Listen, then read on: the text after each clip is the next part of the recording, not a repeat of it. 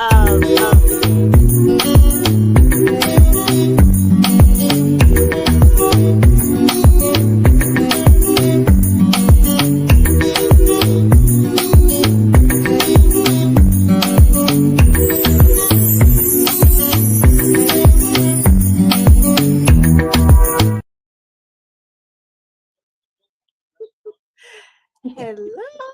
Shereen and Hi, Chloe. Latanya. Hi, Latanya. She says, hi, Titi Tanya. No, what I was starting to say was if I should have done the longer intro or the shorter Oh, one, like oh no. give it Oh, well. The shorter yeah, one is. that I know. Oh my goodness. Well, welcome to everyone. Real Talk, Real Solutions at the heart of the conversation.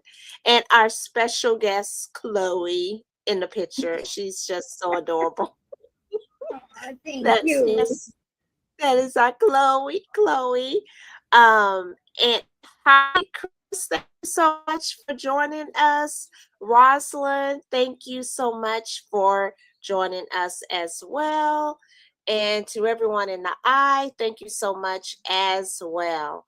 So, as you see on the title, we are doing um, red flags.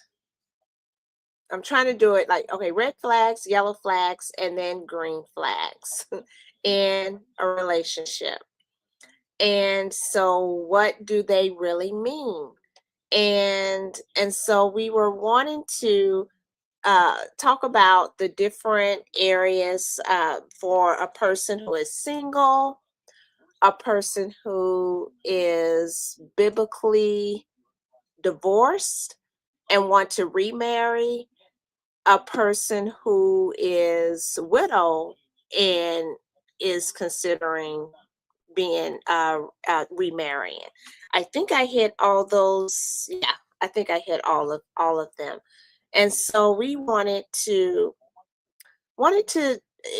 this live stream from a conversation, and so it just kind of spilled over where I was like, you know what, let's do a live on this and talk about the different flags and the colors and what they represent, and especially between women and men, how it's very interesting how the things that men, what they will see and what they will like, red flag, I'm out of here.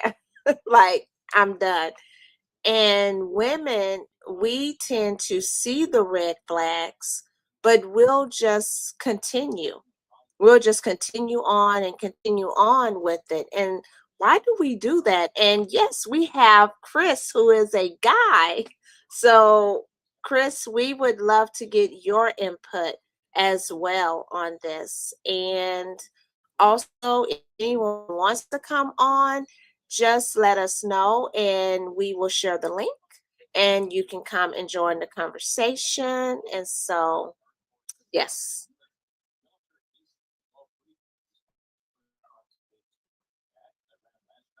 I wanted to show a video, but it's on Facebook. And that little short clip in that video is a huge red flag. And I'm just wondering if that lady is going to stay. Because in that, since I can't show it, in that video, it's a young couple who just got engaged. And there was a man there. I don't know if this was some sort of a television show or whatever, but he asked them a question. And he said he asked them, what is your, what is some, I'm going to rephrase it. What is something that you like that is, okay, kind of weird? Something that would be weird uh, to do with your partner or whatever. Anyway, So he says, I'm into Asian women despite what I'm marrying. Now, Mm. this couple, they're both Caucasian. Now, for him, now, first of all, that's not, okay, the word was fetish. I'm sorry. He asked them what was their fetish, and he said he's really into Asian women. That's not a fetish, that's preference. And so when he said that, you should have seen the look on her face. And so she says, well, I am a white woman. I can't do anything about that. And so then the gentleman who's interviewing them asked her that question, and she turns and looks at him and she goes, he's my fetish. And again, that's a preference. But my thing is that they just got engaged. What what man would stay engaged to a woman if the question was, I mean, if she answered that question and said that to her fiance, oh, I this is what it is, blah blah blah, say like whatever her fiance might be, but she'll say she prefers the opposite. Now, I don't think, this is just my opinion, I don't think a man would stick around for that, but I'm wondering, is she going to stay with him? Is she going to marry him? Possibly she might, but I don't know. But that's a big, huge red flag right there. But I think she's gonna go through this. The red flag stops. Oh, wow. I remember when you told me about that, and I was like, what? But how she handled herself was really good. How she handled that. And so, but I'm sure probably her friends saw that, maybe family members. And so that would be very interesting um, afterwards, like what they might say about that. Like, wow, that is one of those interviews. It would have been nice to get a follow up with that and to like, okay, um, hmm, what's going on here? Yeah. Yeah, yeah. Well, I went to the comment section, and all the comments that I was able to look at, everyone was like, "Run, get away from him. He would be single so fast." So yeah, Wow. Wow. Yeah. That's yeah, what is in those in the comment section? What do you all think? What do you think about that? And you did say, Shireen, you said you couldn't. It's on Facebook, so you can't. yeah. It's on Facebook, and I didn't link my Facebook um channel, so I can't. Wait a minute. Let me see if I can. Hold on. I'll Okay, try. okay, okay. And so I will. In the meantime, I will. I will show. It's a video, and it's saying, let me just try to see if I can pull it up really quick. Um, let me see. Um,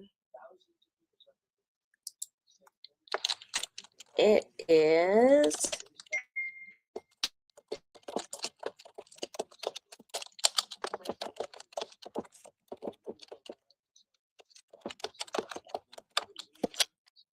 Let me see if I can find. Okay, here it is.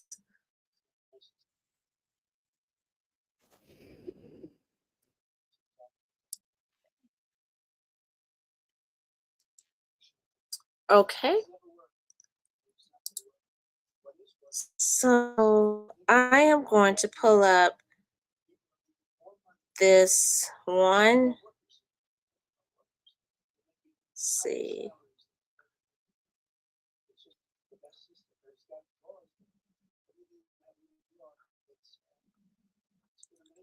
Okay. Okay. Um, let me share my screen.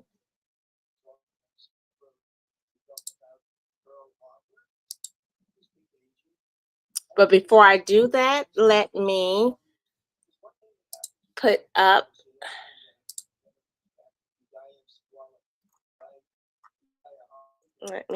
my disclaimer here.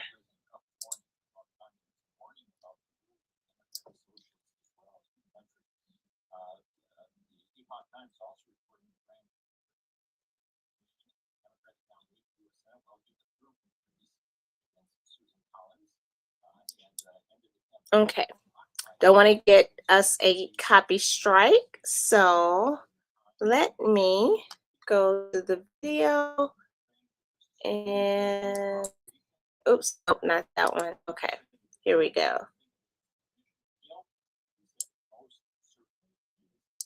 For me, or if I'm just choosing it because I'm scared to be alone. God did not put you here on the earth to get married. In the Bible, singleness is actually honored. You will settle for a lot of things because it just feels so good to be liked.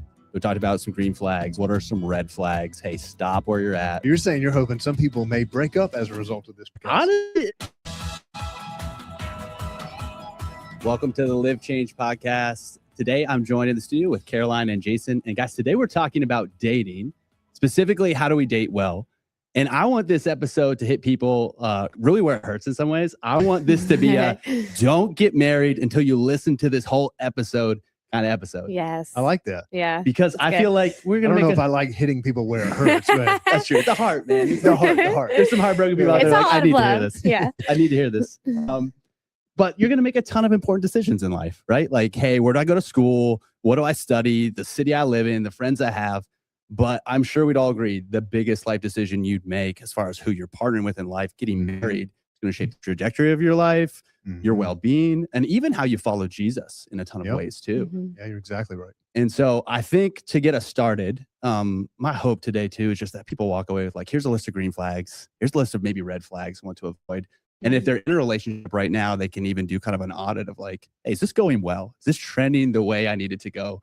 So you're saying you're hoping some people may break up as a result of this podcast. Honestly, in a good way. If it's not good for you, that might be good. So. Absolutely. So let me be there. If you get bumped, don't send me an email from this podcast, please. But I do hope that this serves people well as they evaluate, hey, is this for me? Is it not for me? And I would think a good place to start is I think we get into relationships we regret or aren't good for us when we kind of feel like we're stuck between, well, I don't be alone. And so I feel like I have to settle. And that's maybe what I want to speak to first. How do I know if I'm choosing a relationship because it's actually right for me or if I'm just choosing it because I'm scared to be alone? Well, I think you're totally on the right track with that I've found the people who tend to get into the worst relationships are the ones who feel like, for whatever reason, they need a relationship. And that's one of the things I've told my kids a bunch, especially my older one, Solomon 7. So he's not ready yet. Though he's got the eyes for the girls right now. Anyways, but when you need a relationship, that's the worst time to start. When you need it, it's the worst time to look for one, because you're going to be, well, you said settle. Yeah, you're going to settle for something in that moment.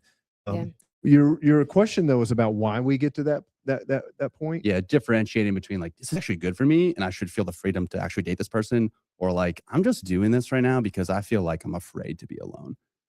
I was gonna say, I feel like if you're truly honest with yourself, you know if you're dating that person for the wrong reasons. If you're willing to ask those questions like, am I just with this person because it's been a long time and it feels easy or it's comfortable? Or am I giving into my standards? Am I giving into the standard that God has for me? If I'm honest, is this just makes my life more entertaining and more fun and I don't feel lonely? Like if you actually ask yourself those questions and were truly honest, you know the answer, And so I would just say you're not doing yourself any favors by not asking those questions. And you're hurting yourself. Psalm 127 says that unless the Lord builds the house is built in vain. And it's so crazy to think that there are people who spend years pouring their heart and soul into a relationship. And they haven't let God build the house at all. They haven't sought God's wisdom on what he says we should look for in a relationship. They haven't sought godly counsel. They haven't invited God into it. So he hasn't built the house. And what that verse is saying is if that's the case, then the relationship is pointless. So imagine years of your life. I'm not saying God can't redeem things, but years of your life, you're pouring your heart into it. And God's saying, well, if you didn't let me build that, then it's a waste. That's crazy to think about.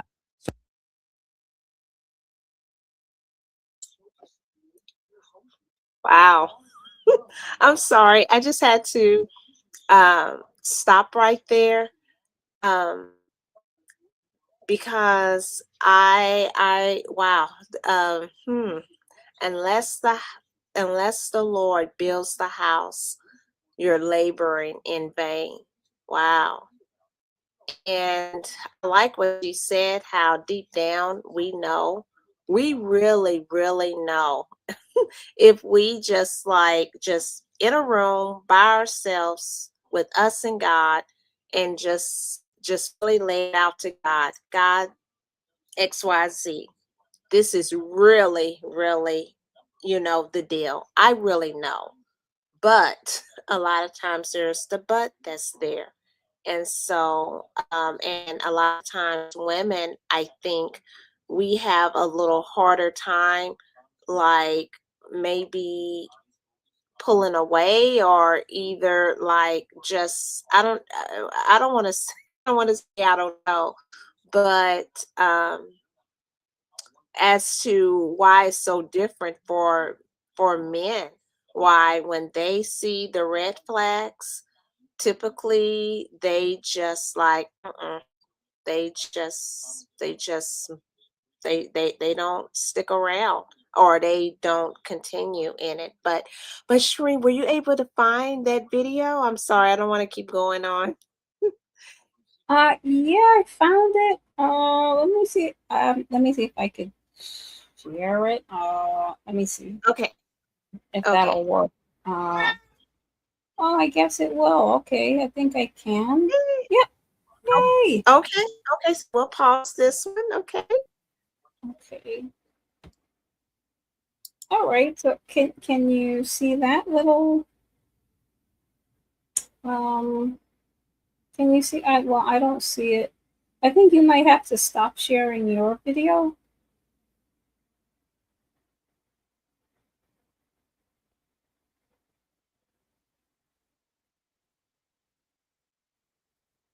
Well, Tanya, I think you'll have to stop. Oh, yeah, I think you'll. Uh-oh. Oh, sorry. Let me try Okay. this. Okay, there it is. Yay. Okay. So it's a short video. Okay, Curly. Oh, what did I do here? Oh, hold on 1 second. I'm sorry. Oh. Okay.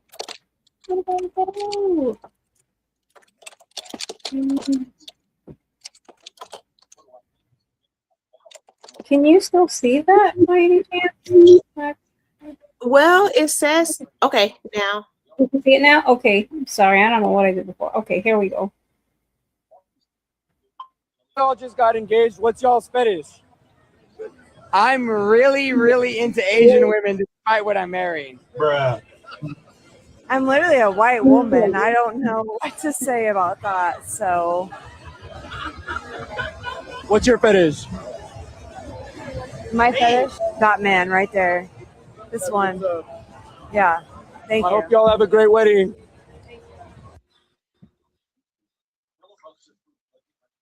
Yeah, so see, again, a fetish is something you actually like that it's really weird. Like, okay, say like you, I said this before, I'm sorry, excuse me.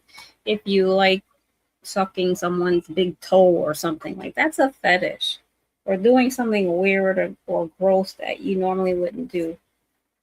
He prefers Asian women.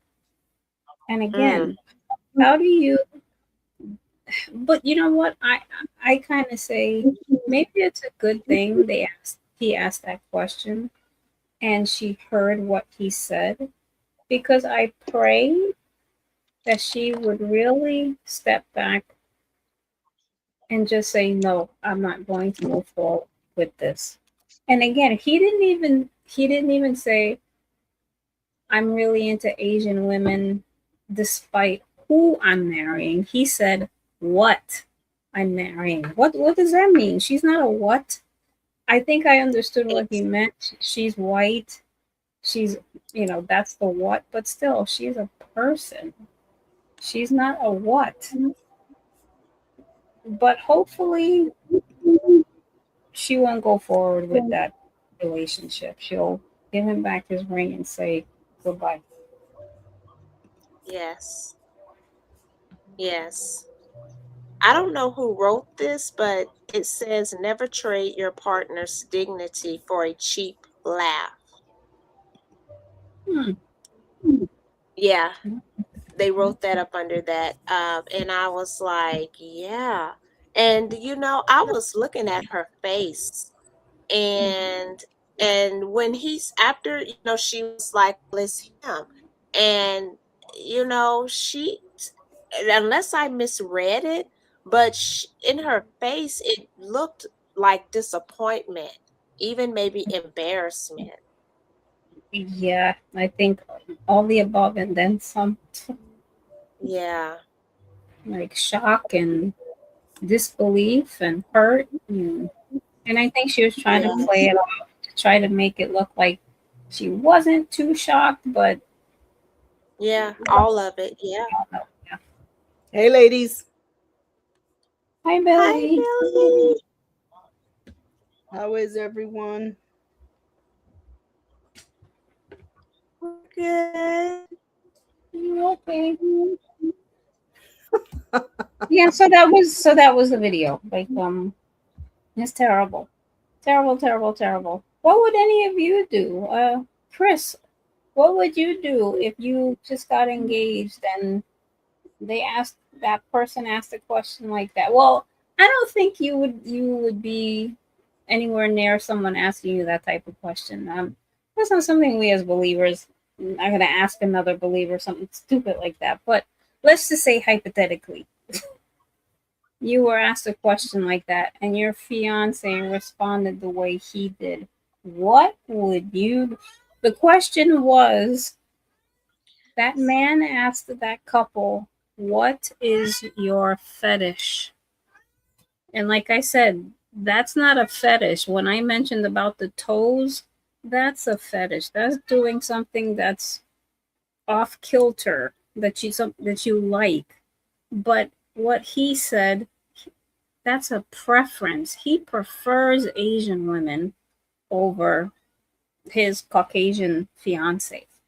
So if your fiance said something like that, how would you take that? What would you do? You wouldn't have an answer, but what would you do in regards to your engagement and your relationship with your fiance? Again, I don't think as believers we would do such a thing, but you never know. You got some people out there. Anyway, so yeah, that was just a hypothetical question. That's good. That's good.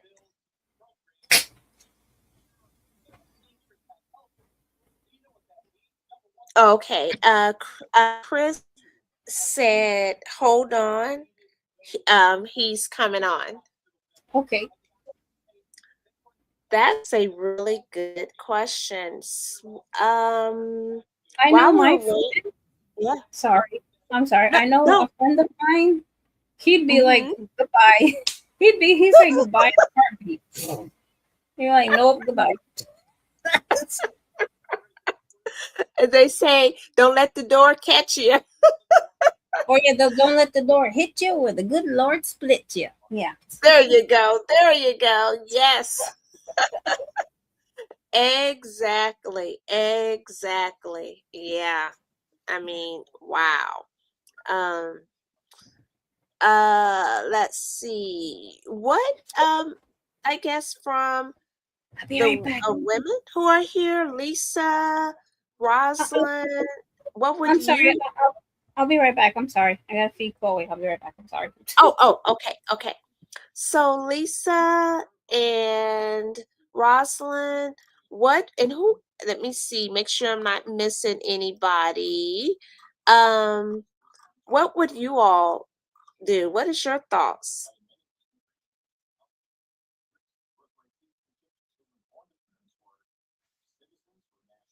Okay, let's see. Hi, Chris. Thank you for joining us.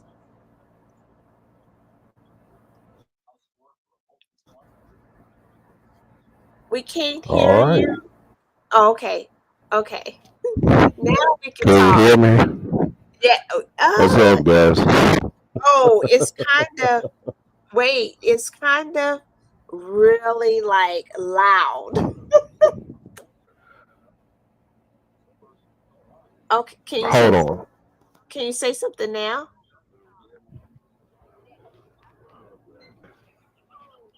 Hello?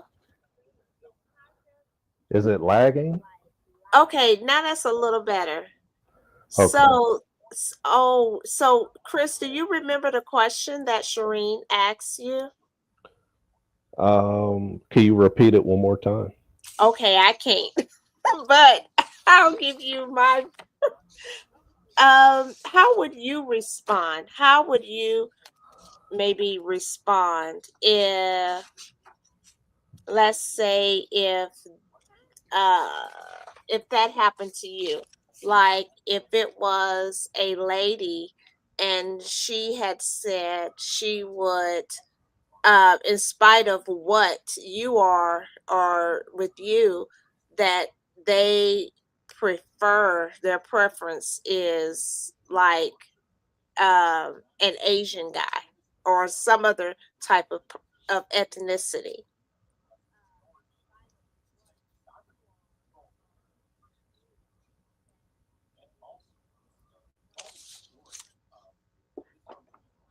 Would you consider that a big red flag?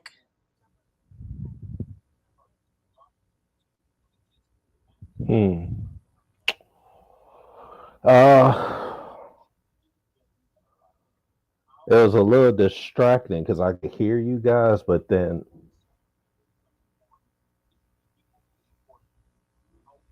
tell me the question one more time because I'm getting an echo too, and I didn't know if Yes, I need to leave out and come back in. your audio is not the best. Hold on. Yeah, Lisa even mentioned Can that you hear me now? okay, I think that's better. What you think, Millie? I Is was that using better? a headset. That's why. Sorry. Yeah, he sounds a lot better. Sorry about that. Okay, okay. So yes, so as a guy, if this was done to you, like the person you're with, engaged to, and someone asks you, both of you asks you a question. I mean, asked her a question, and she Hmm. said, "Well, I prefer Asian men than than what you are." How would you feel about that? I would be taken aback by it, I'll be honest. And I probably try to pick her brain more as to why she might feel that way, honestly. But it would make me feel some kind of way if I'm going to be honest about it. Right. Yeah. Yeah, that's I I was playing a video that was kind of talking about a little bit of this. So, well, Millie, do you before do you want me to uh, finish playing the video? Then you or would you like to comment No, play the something? video. Oh, You can play okay, the okay, Yeah, play the video. That's fine. okay, okay. Let me.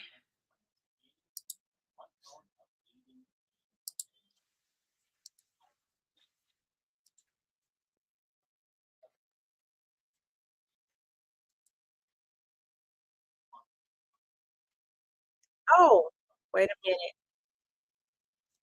Sorry. I need to share my video, share my screen again. Sorry. Okay.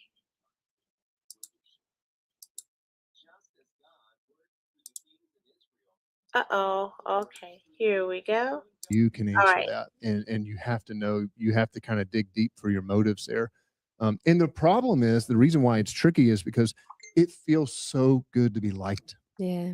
It just feels so good. Yep. And sometimes you like being liked, and to the point where you will justify a lot of things, Mm-hmm. and you will put up with a lot of things, and you will rationalize a lot of things, and you will settle for a lot of things because it just feels so good to be liked.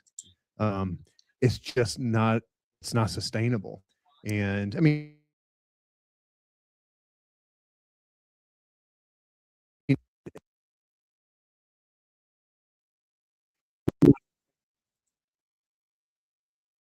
could tell stories about people who it didn't work out because you settled on a few things, and there were some red flags. I think we'll talk about that a little bit later. And you just kind of settled though, because the fear of being alone, or not having someone like you, that feeling, is not worth it. And I think you touched on something too. Even as we kind of pose that question, it's kind of the misconception that like I'm wasting my time if I'm alone. Really, we're wasting our time if we end up with the wrong person for an amount of time too. Like Mm-hmm. we can learn from it, but at the end of the day, if it's like, hey, I spent 5 years alone working on myself, or 5 years in a relationship that wasn't good for me, and I ended it, you're still not with that person in the end. Mm-hmm. Well, And there can be so much damage that you're causing your heart, their heart. But yeah, go ahead. Well, I was just going to say, part of that's rooted in a cultural pressure and a cultural myth about that value is kind of how not necessarily attractive you can be, but are you in a relation? Singleness is not necessarily celebrated. Mm-hmm. And if it is, it's like celebrated in a very sort of kind of this idea of like, I'm going to stay single, but I can still do whatever I want with my body and all that kind of stuff. So it's even kind of warped a little bit on that side. But what I mean is, in the Bible, singleness is actually honored. Mm-hmm. And in the Bible, singleness is seen as a gift. Mm-hmm. And sometimes that's very countercultural. Jesus was single. Jesus was never married. Paul may have been married at some point. We don't know. He could have been, what was that called? A man is widowed, a widower, or a widow, a widower, I guess. So he may have, but we know he went through his ministry years not being married. And he says at one point, this is in 1 Corinthians chapter 7, he says, look, if you're single and you want to get married, great. That's fine. He's like, but also he just says, just know that when you do, you will be distracted. Like, there is a focus for ministry. The greatest aim of your life is not to get married. Yep. The greatest aim, God did not put you here on this earth to get married. That is not his aim and singular aim and intention for your life. If that happens, great. He put you here to know him, walk with him, and join him in his work in this world. Mm-hmm. That's the bottom line. That's why you were created. Mm-hmm. Some people can do that while married. Some people can do that single, but it doesn't matter. But Paul says the moment you get married, your attention will be divided. It's not like it has to be. If I'm a pastor and I'm married, if I give all of my attention exclusively to LCBC and the ministry here, and I ignore Jenny, I'm off. Right. Like, that's not good. But that also means there's things that I can't do. Yep. And so he's just saying, hey, look, man, don't get sucked into the myth of feeling like you've gotta be in a relationship, because that'll lead you sometimes again to the settling thing. And it's not only that, there are gifts in singleness. That's what he's trying to say. There are gifts. There are things you can do in singleness you will not be able to do any other way. And it's not like, oh, well, that sounds great. But he was single, and I don't know. It's not something to be pitied. Mm-hmm. It's not something to be pitied. It's something to be celebrated. Yeah. So that's also why it matters so much who you are dating, because you should be dating to marry someone that you think you could see yourself marrying someday. And God wants to use your marriage. He wants you and your spouse to be a powerhouse for the kingdom of God. Yes. He has huge plans for you and your marriage. And so it matters who if you're marrying somebody who's not a Christian, well, how in the world is that going to work? How in the world is that going to happen? God doesn't want your marriage to be in vain. He wants to be able to use it for kingdom purposes, for something that matters so much bigger than here and now. That's amazing. What purpose in that? Yeah, Tim Keller has a great book on the meaning of marriage, and he explores that and just basically says, look, man, marriages can be used as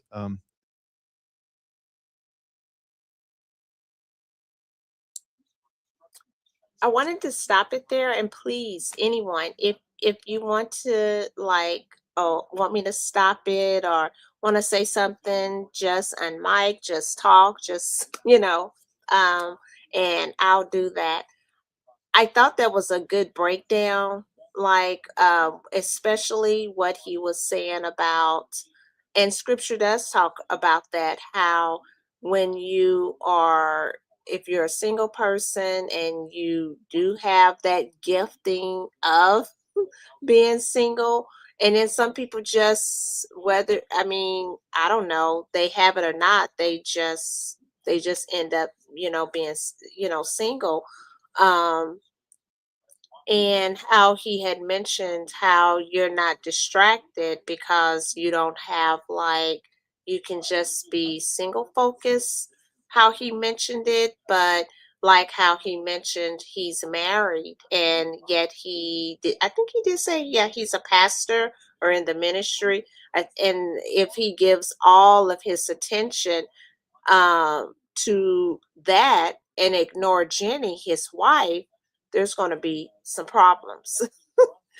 There's going to be a problem. And I have heard of some marriages and situations where they're like, well, um, how can I put it? How they have said it, like, well, I'm doing this work for God, and if you don't want to come along, or if you not, or blah blah blah, or however that can be, or they're just giving all of their time to the ministry, and they think they're in the right. They're not. They're not. If that was the case, then it's kind of like, uh, maybe you need to stay single, and then you can give all your attention, everything, not being divided or whatnot. But if you do get married, then you are going to have to give attention, and not neglect your spouse. And then if you have children, that part that is there. So what do you all think?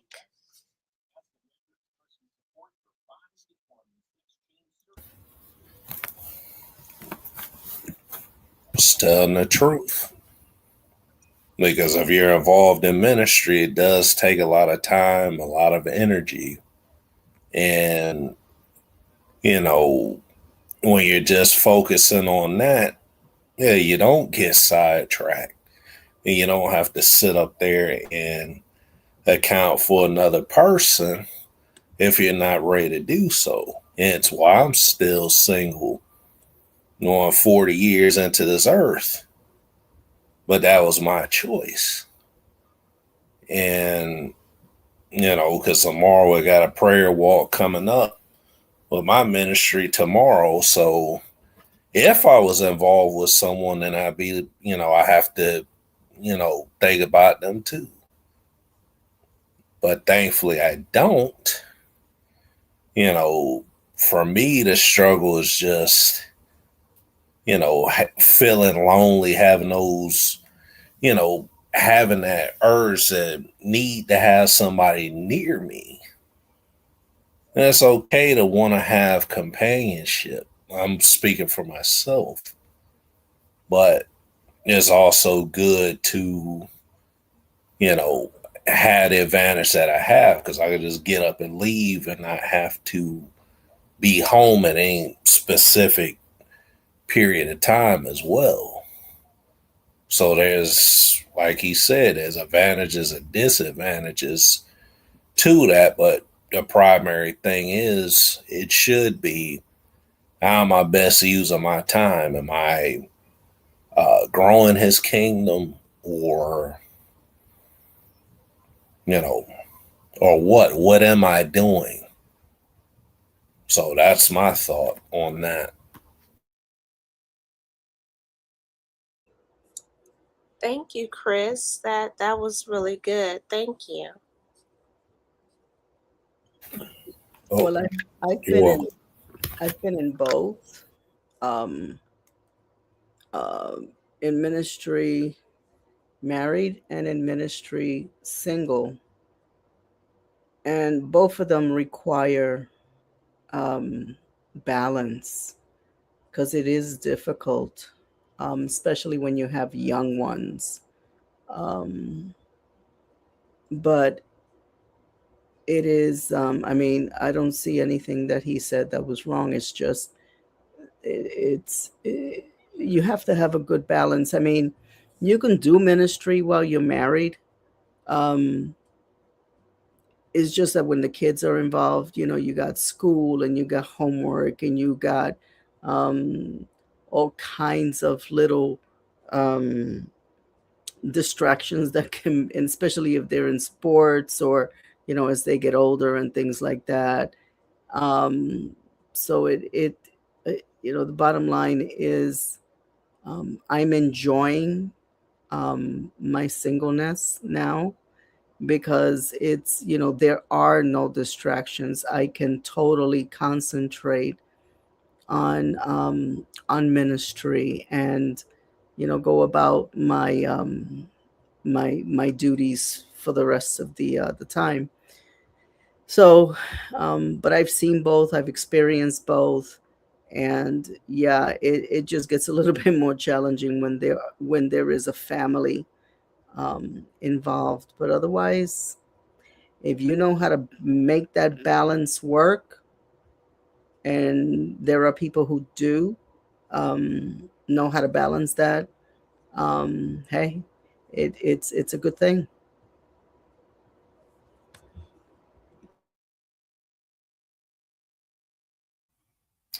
Of course, I have to be the odd man out, right? I just have one thing. This is just a pet peeve of mine. I know he was talking about Paul being single, and then when he said Jesus was single. Okay, my pet peeve is, please stop using Jesus as the example for being single, because he's God. He wasn't on this earth to get married. He's God. So please don't use him. You can use Paul, use anybody else. I wish people would stop using Jesus, but that's just my pet peeve. Okay, so what he said, the scripture verses in 1 Corinthians 7, verses 25 to 30, 34. Okay, this says, to the unmarried and widows, now concerning virgins, I have no commandment from the Lord, yet I give judgment as one whom the Lord in his mercy has made trustworthy. I suppose, therefore, that this is good because of the present distress. Wait a minute, sorry. No, I don't want to read that. I'm sorry. Let me go to 29. No, 32. Sorry. But I want you to be without care. He who is unmarried cares for the things of the Lord, how he may please the Lord. But he who is married cares about the things of the world, how he may please his wife. There is a difference between a wife and a virgin. The unmarried woman cares about the things of the Lord, that she may be holy both in body and in spirit. But she who is married cares about the things of the world, how she may please her husband. And everything he just said, and everything that Chris just said, and Millie said, is so true. I mean, because scripture talks about it right here. When you're single, you have all the time in the world to devote your life to the Lord, because your care and your focus would be solely on him. But then once you become married, now you're concerned about the things of the world and how you will please your husband, or how your husband will please the wife. So there are challenges. I think there are challenges on both ends, whether you're single or you're married. And I did like what he said. It wasn't, the Lord didn't put us here on this earth so that we could get married. Like, that's not his ultimate end goal. But at the same time, I also think about, okay, God created Adam, and he looked amongst the animals and he saw that there was no one like Adam. And so what did he do?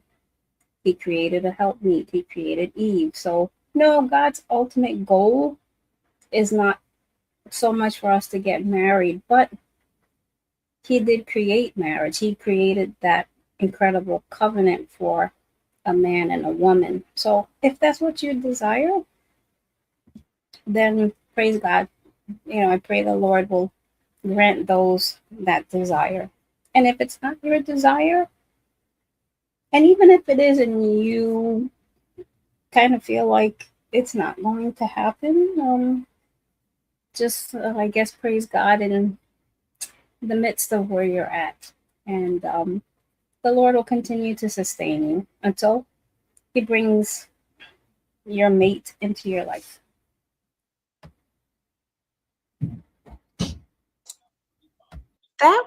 Thank you. No, Shireen, that was not, how did you put it? You said, to be the, I don't remember the word that I said I have to be the odd man out when I made that my pet peeve about when people tend to mention, Jesus was single. No, don't use God. You can't use God. Use him as the example.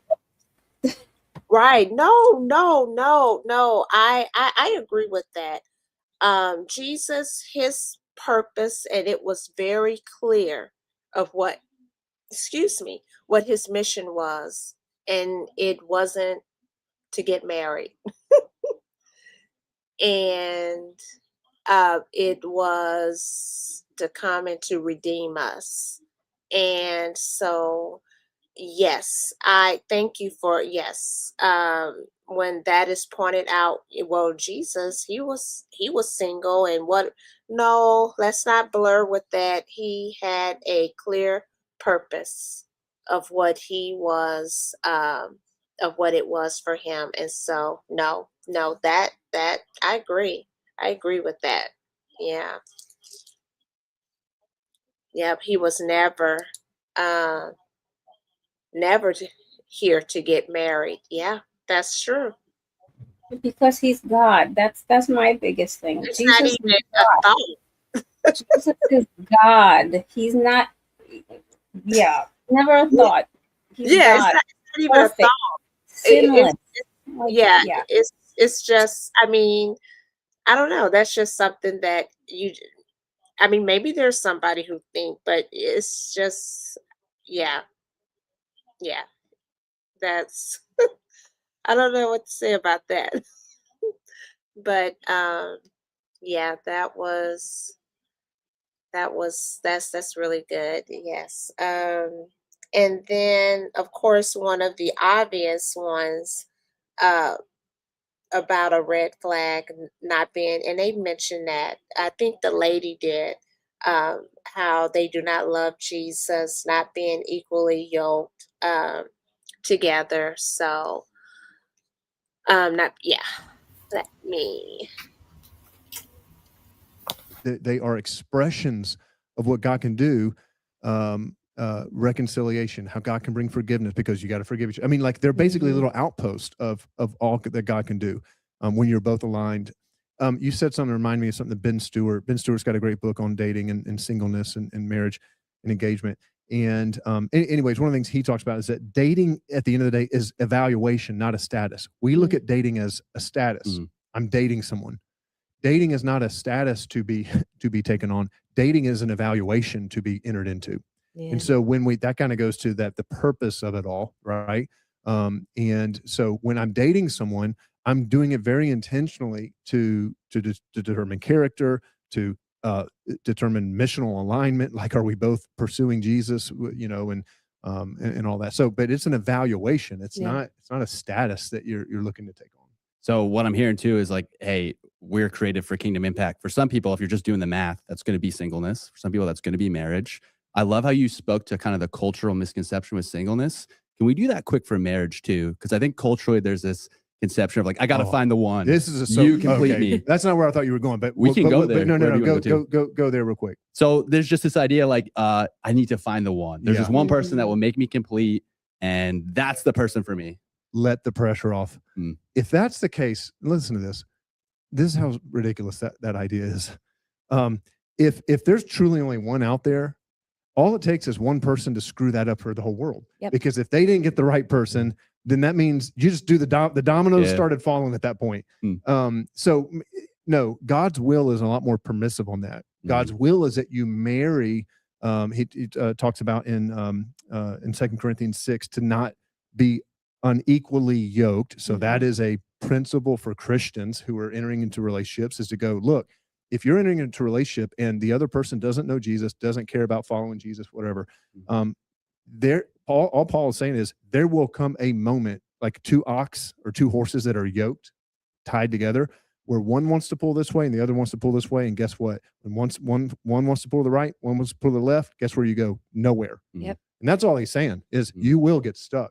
And just think practically for a second. You marry someone who doesn't value generosity and you are tithing, that's going to put you in conflict because you're going to go, why are you giving 10%? That's my money. That's our money. Why? It's just going to create conflict. And yeah, I mean, like, it's just not wise.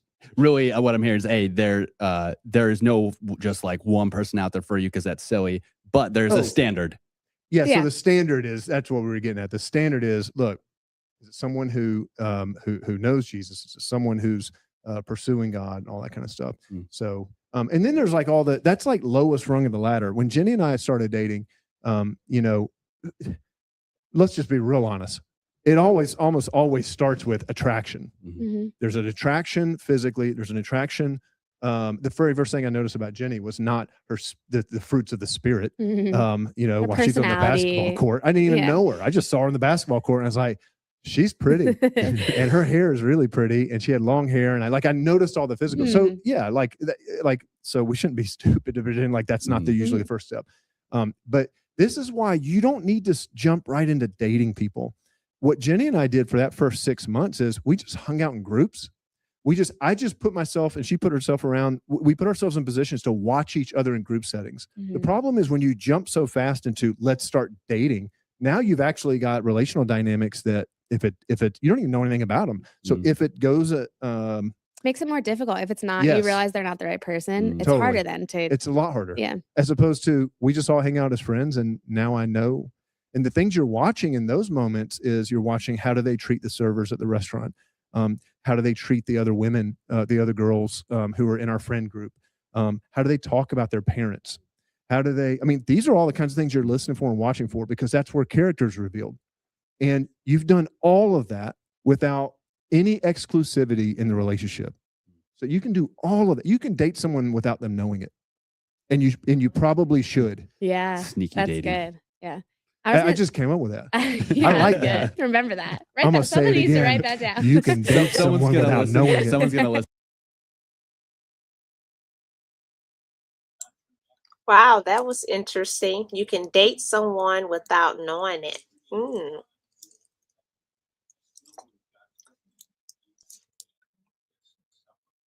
Anyone have any thoughts on what has been said so far? There we go again. Okay. When he mentioned that, I guess he said, did he say it's silly to think that there's only one person out there for you? Yes. I agree and I disagree. I disagree because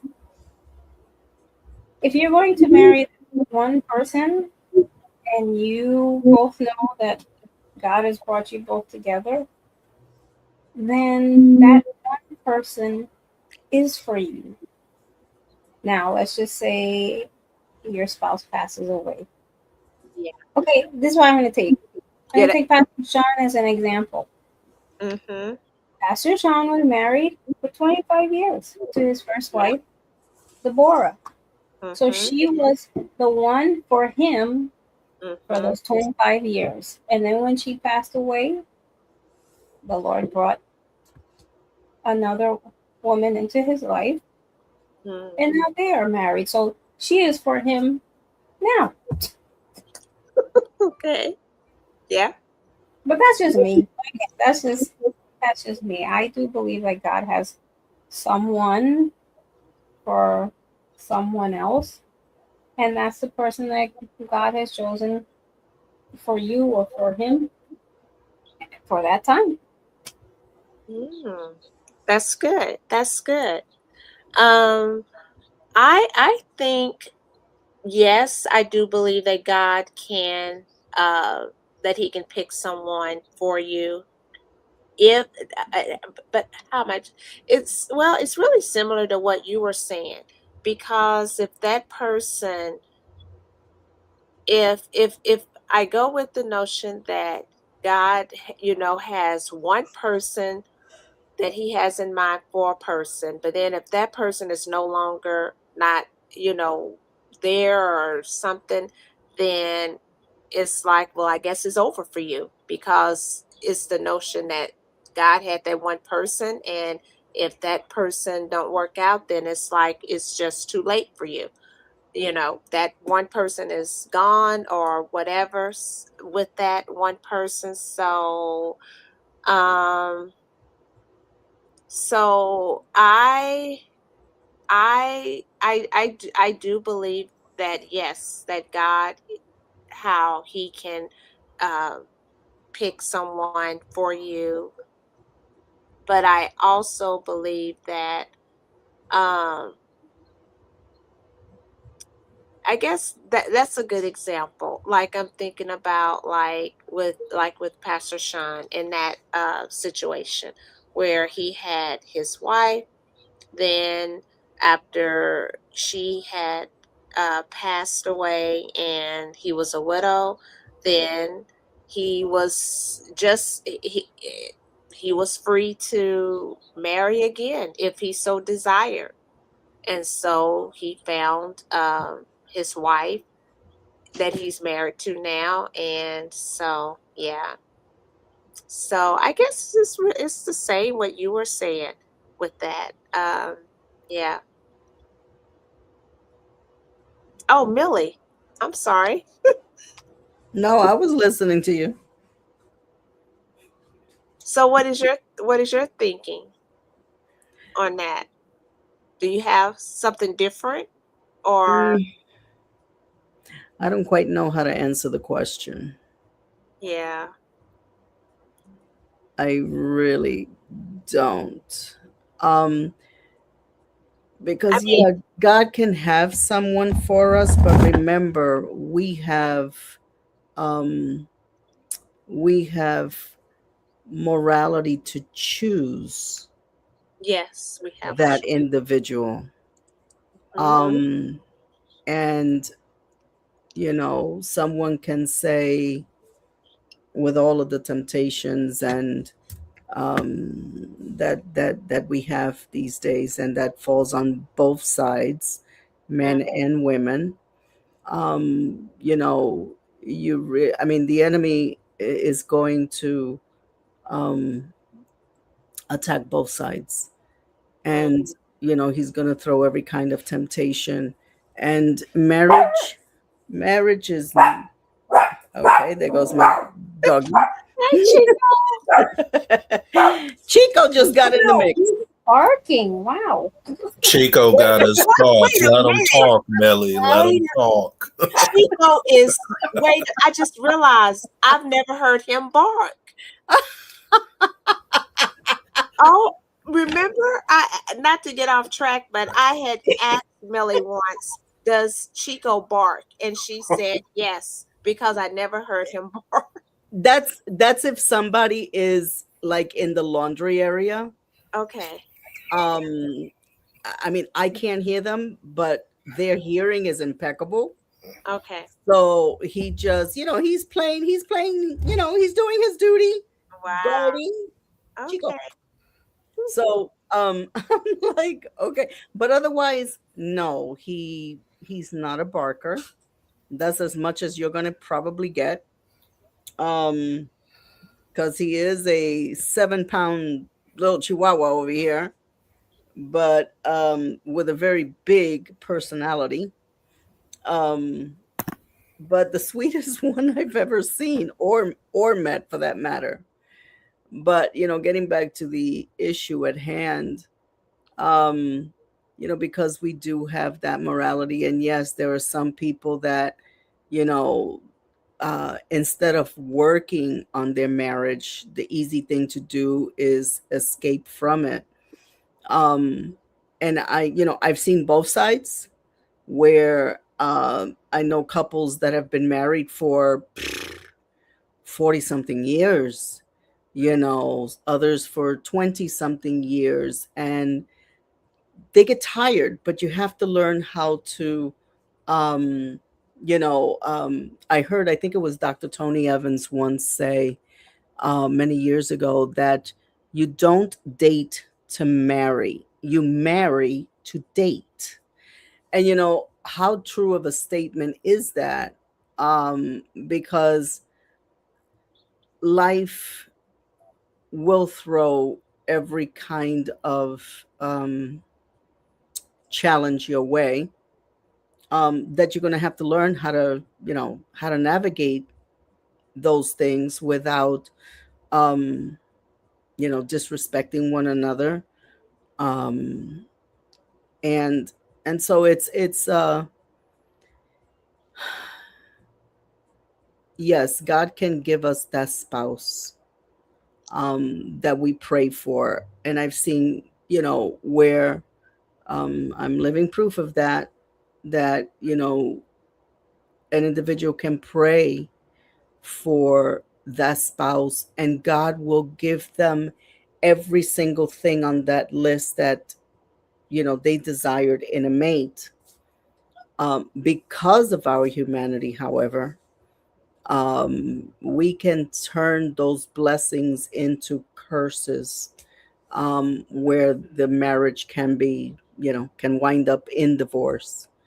And again, it depends on the individual. You have to work on the relationship to keep that flame alive. Otherwise, if you take your eyes off, or if you become lazy, anything is apt to happen. But yeah, marriage is not an easy thing. But it's not an impossible thing, as long as you both keep your eyes on the Lord.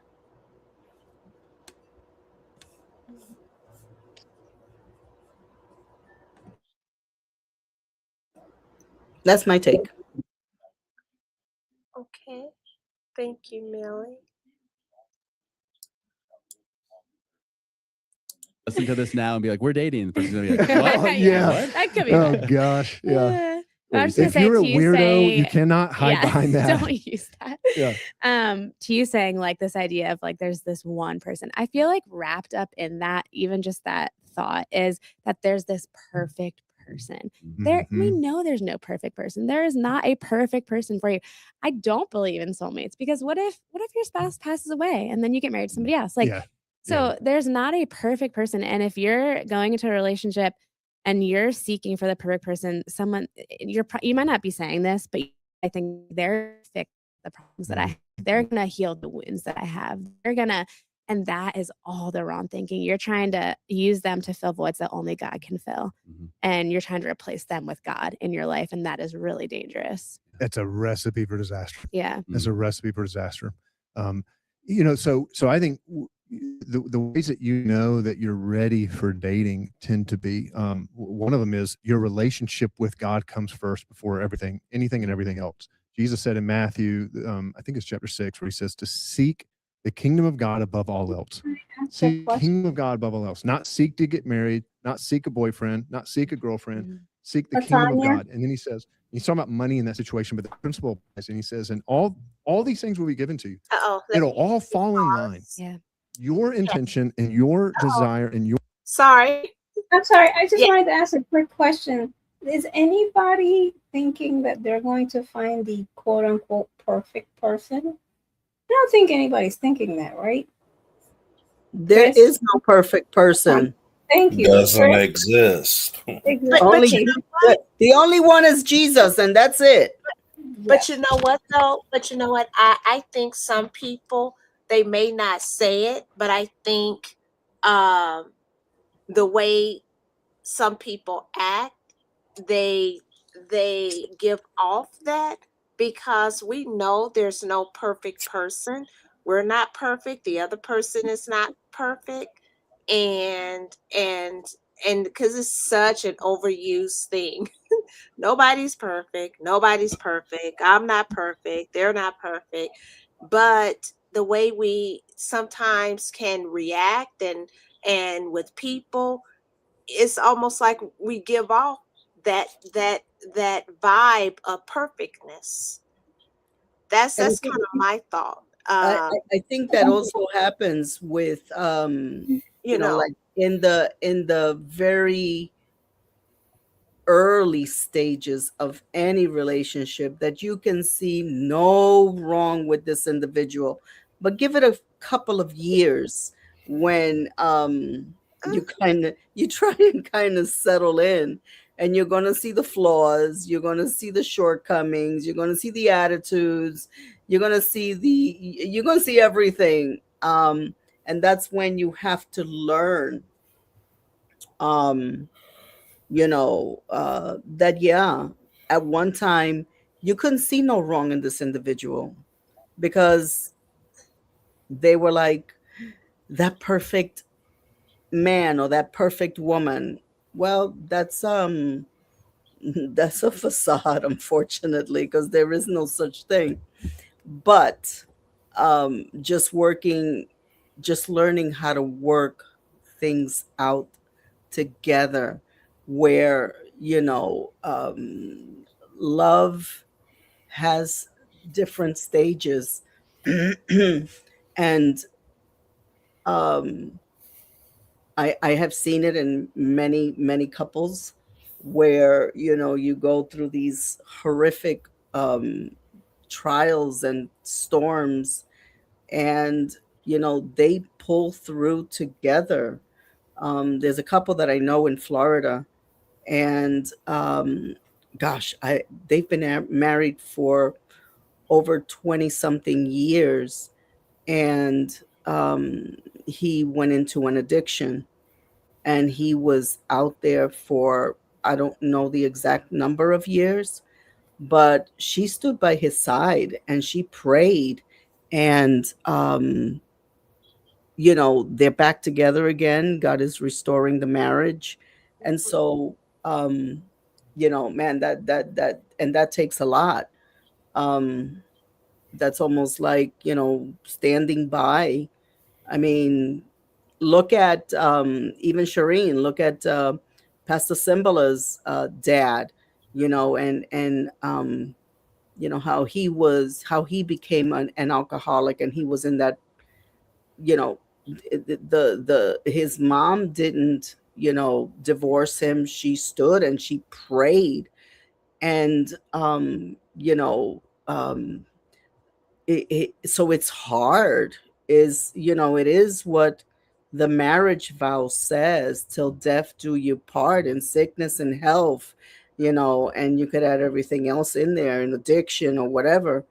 um it's not impossible, but unfortunately for many, they don't want to go through. um the easier way is, oh, let me start over with somebody else, and I don't have to face that difficulty with the, or some people might say, oh, they're never going to change.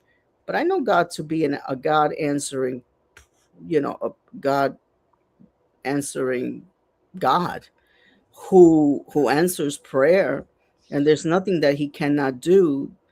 The thing is the individual willing to do what it takes to see? I mean, we can't know, and scripture does say that.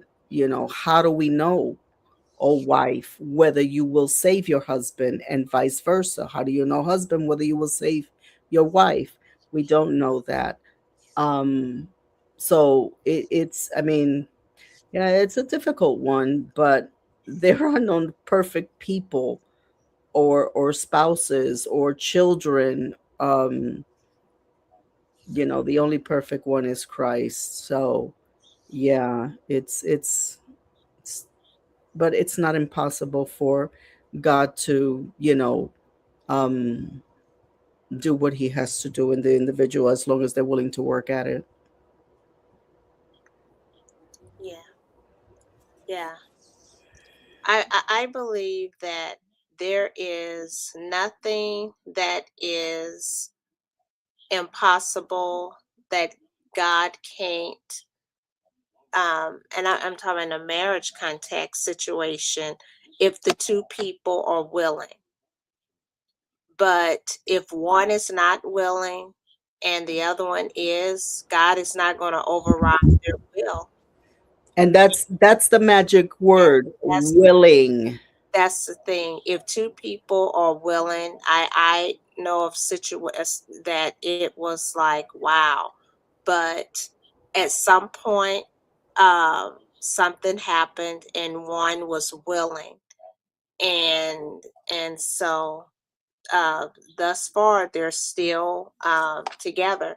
But yes, you if two people are willing, then there is nothing that they can't be able to overcome. But if one is not, then um, you can't force it.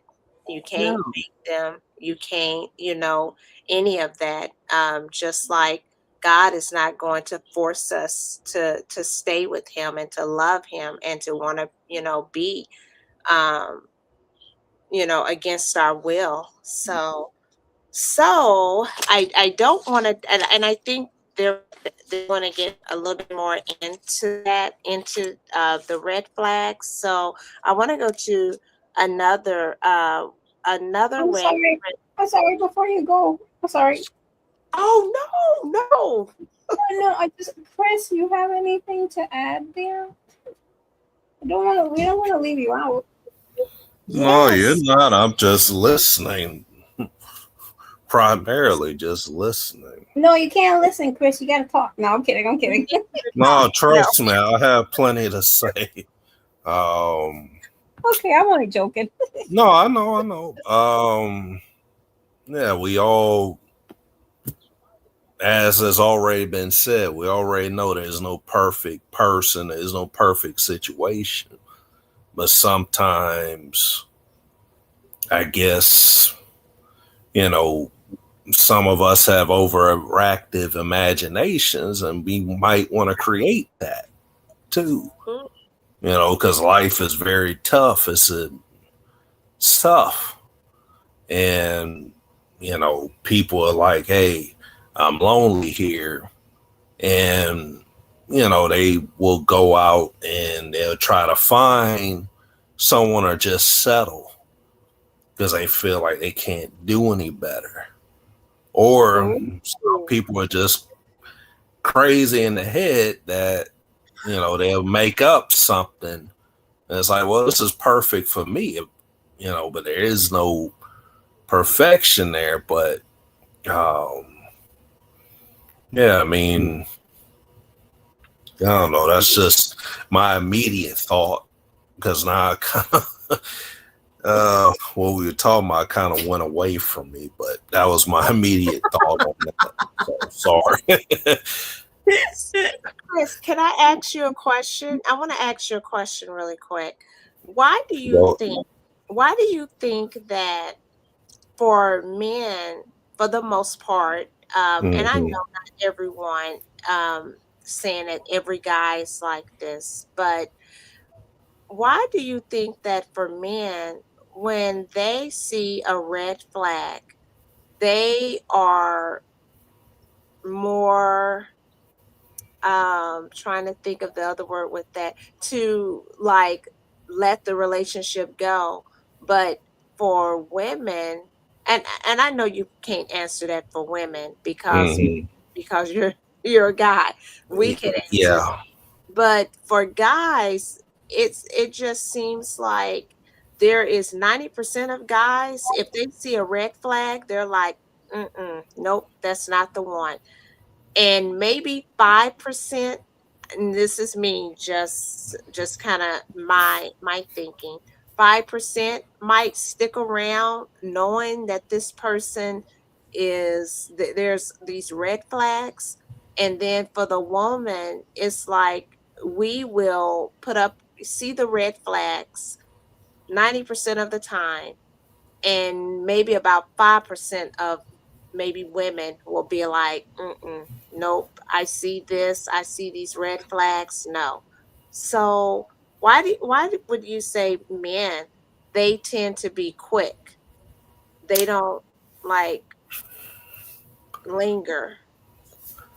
Well, there could be a variety of factors why some of us won't. Like me, there was a situation I was in with a specific person, and I wouldn't even quantify that as a relationship. I'd just say it was a fling or whatever, something that I actually entertained because of the season that I found myself in at that time. And that person was showing me red flags and I saw them.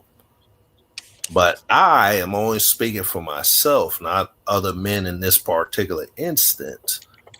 I chose to ignore it, even though I saw what I saw. Being observant, I saw exactly what I saw, and I decided to entertain it anyway because I was feeling lonely. I was seeking someone to communicate with, because at the time I was still taking care of my dad then at that time. So things were a little different. My frame of, communication and how I interacted had changed quite a bit. And so I chose to stick around. Now, I didn't have low standards because maybe going back to those other men, they might have higher standards.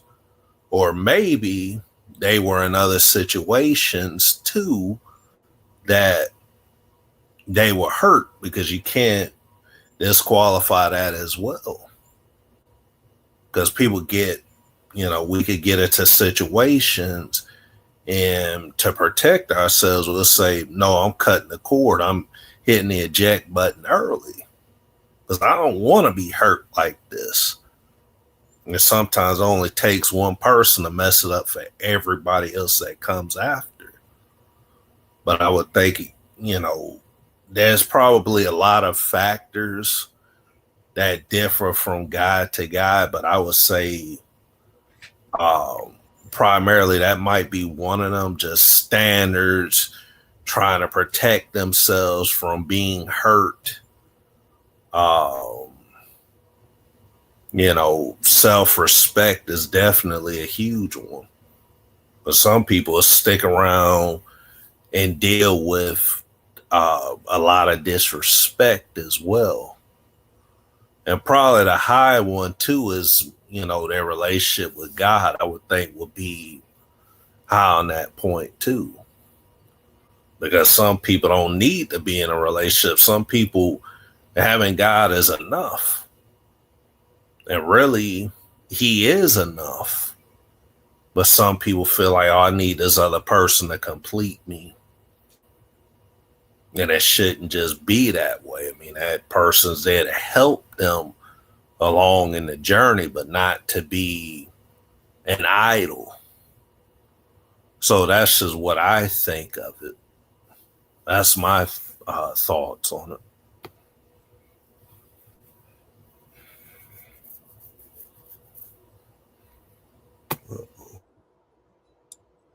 Thank you, Chris. Oh, Shireen, yes, take. Oh no, I was just gonna say that's great. I thought all your answers were great, but it's so nice to hear from a gentleman's point of view. And for Chris, he was sharing his heart and his experience. And no, I'm not a man, but sometimes having male friends can kind of give you an understanding as to why they do what they do. And so I just think maybe for other men, when they see a red flag and they're out from the get-go, I think because men, first of all, they want to be respected, and men want to have peace in their lives. And so any red flags start popping up where they're being disrespected and that their peace is being disrupted, they're like, nope, I'm out. So, I'm glad you mentioned that. I forgot to mention that. That's chief. Again, I'm speaking for me and for a lot of guys. Like, if women had an attitude too, if a woman has a bad attitude, nope. I think across the board for us men, across the board, that's an automatic nope, cutting the cord, not dealing with that. Because that's that Jezebel spirit. Nobody wants to deal with that. Or if you're a nagging woman. yeah, that's right. I forgot about that. Yeah. I gotta thank you, Serene, because you helped activate that too in my mind, because I'm like, wait a minute, I might be forgetting something here. So thank you, sis. No, because it also reminded me of my Louis, my fiance, when he was alive. I know that was the type of man he was as well. He definitely wouldn't, like, if I was someone who was, a nagger, like Chris said, and I disrespected him, and, if I was like a loud mouth or anything like that, yeah, I think Louis would have left me from the very moment that he met me. So it was like, no, and he was very much into being not just respected by me, but other people. But yes, just from having a male friend or just from even having a fiance, just seeing that men are, yeah, that's how they're wired. You disrespect them, you mouth off to them, it's like, nope, sayonara.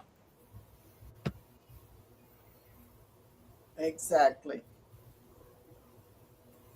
Literally treat others how you want to be treated. Right. Very succinct. Amen. Amen. I was just thinking, I was like, maybe that's why sometimes when you have the dynamics of a female and male friendship, why sometimes they tend to really work well, because it's not the drama that can be there. Like a lot of times with with your female friends, it's like how it's just different. And sometimes some of the things that maybe, let's say, how you might react or respond to your female friend, how with a male, it just goes over their head because they're not so, they're just like, huh?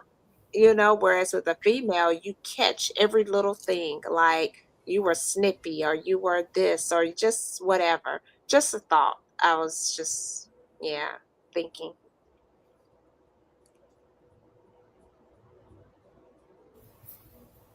Thank you, sis. You're welcome. No, thank you. Thank you, Chris. Thank you.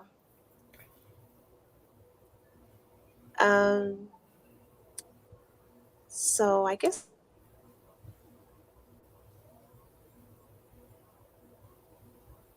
Your objective is to pursue Jesus with your life. And one of the things that I've recommended to single people before who are interested in dating is you fix your eyes on Jesus and you sprint after him. And every now and then look around and see who's keeping up with you, because they're probably date worthy. Yep. They might be date worthy. But if you fix your eyes on who's date worthy, Yeah. you get your eyes off the wrong target. The amount of times I've heard somebody say that I found my spouse when I wasn't looking because of that, because I was just following Jesus. I was just seeking him, and then he aligned it all. He made it all happen. But when you're looking, that's when you're getting too caught up in it and you're getting distracted. Yeah. Almost like you're just trying too hard even too. Yeah. Let's get real clear. You talked about revealing character. And so that's really all green and red flags are. It's like, hey, this is revealing somebody's character. And so let's get real specific. What are some green flags we should be looking for in a dating relationship? I think number one, and again, I'm assuming if you're a follower of Jesus and you want to live as a follower of Jesus, so I'm talking in that way. What you're looking for is spiritual hunger in the person, spiritual initiative in the person. That's number one. And so what does that mean? That mean they have to be a pastor? Does that mean they have to be? No, absolutely not. What it means though is, do they pray with you? Do they ask? Do they share with you the other person? Do they share with you things that God's teaching them? Do they? And again, you can just be simple stuff. But I just mean they're taking initiative. Do they prioritize church? Do they prioritize godly Yes. community? Do they seek godly counsel? Yes. Are they doing those things? Is that obvious in their And life? some people listen to this are like, well, that person's not out there. They are out there. Yep. They are out there. And I'm not talking about perfect, because I just more mean it's the pattern of their character. Yeah. And so what's the pattern of their character? But if I tell my kids this all the time, man. I've told Sienna, I don't know how many, Sienna's my oldest. I don't know how many times I've told her, people will tell you who they are, so listen. And we try to, and that's where it's like, well, but they're nice and they're a good person. And it's like, okay, well, they don't ever ask to pray with me, but they're nice. It's like, okay, but nice is not the top rung of the ladder. That's the bottom. So nice might not make you want to be more like Jesus. No, like nice is permission to play. Yeah. Nice is, and so don't make the things that are like, they're kind, they're like, they're responsible, honoring. Girls, I'm going to talk to girls real quick. You need to find a man, and if you're interested in dating, you're looking for, you don't need to, but you're looking for a man who's responsible. They take ownership for their life, right? They go out and they work hard. And they take pride in the work that they do. They follow through on their commitments. When they say they're going to do something, they do it, right? They honor everyone. They honor women. They take care of themselves, and they treat you and they treat other women like they are daughters of the king, right? These are the kinds of, that's the front door. That's what I'm trying to say. Right. Then it's like everything else, there's chemistry and there's all that other stuff that's on top of that. But that's like, we're not even entertaining it if that doesn't happen. That's not the end goal. That's like the front door into the room, if that makes sense. Any other green flags? Anything come to mind for you, Caroline? So one of the things I noticed about Nick early on in the not dating yet, but just like observing the dating, he didn't know. You were dating and he didn't know. Yeah. Recon. Was Recon. I love it. Was just how he talked about people. Like Nick, I mean, he's imperfect, so he's obviously gossiped before, but he rarely, like, just the way he honors people with his words. And I noticed that about him right away. And to me, that was a fruit of the spirit. To me, that was him caring about what God calls us to let the words of our mouth be uplifting and encouraging.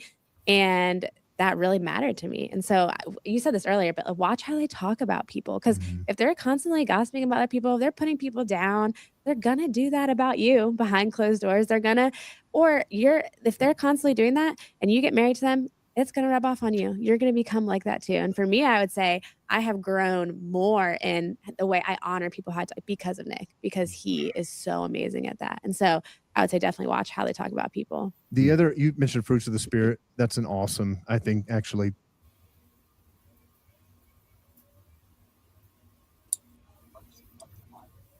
Chris, were you going to say something?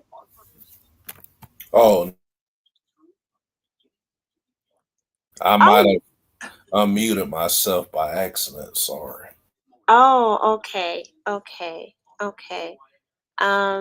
So I just, that was real. I really liked what he said about how we can say, oh, that person is nice, oh, he's whatnot, but just the other things, like was mentioning, will he pray with me? Will he what was some of the other things he mentioned? Does this person make me more want to follow Jesus? And I can't remember the other things that was mentioned, but wow, I thought that was really good. What do you all think?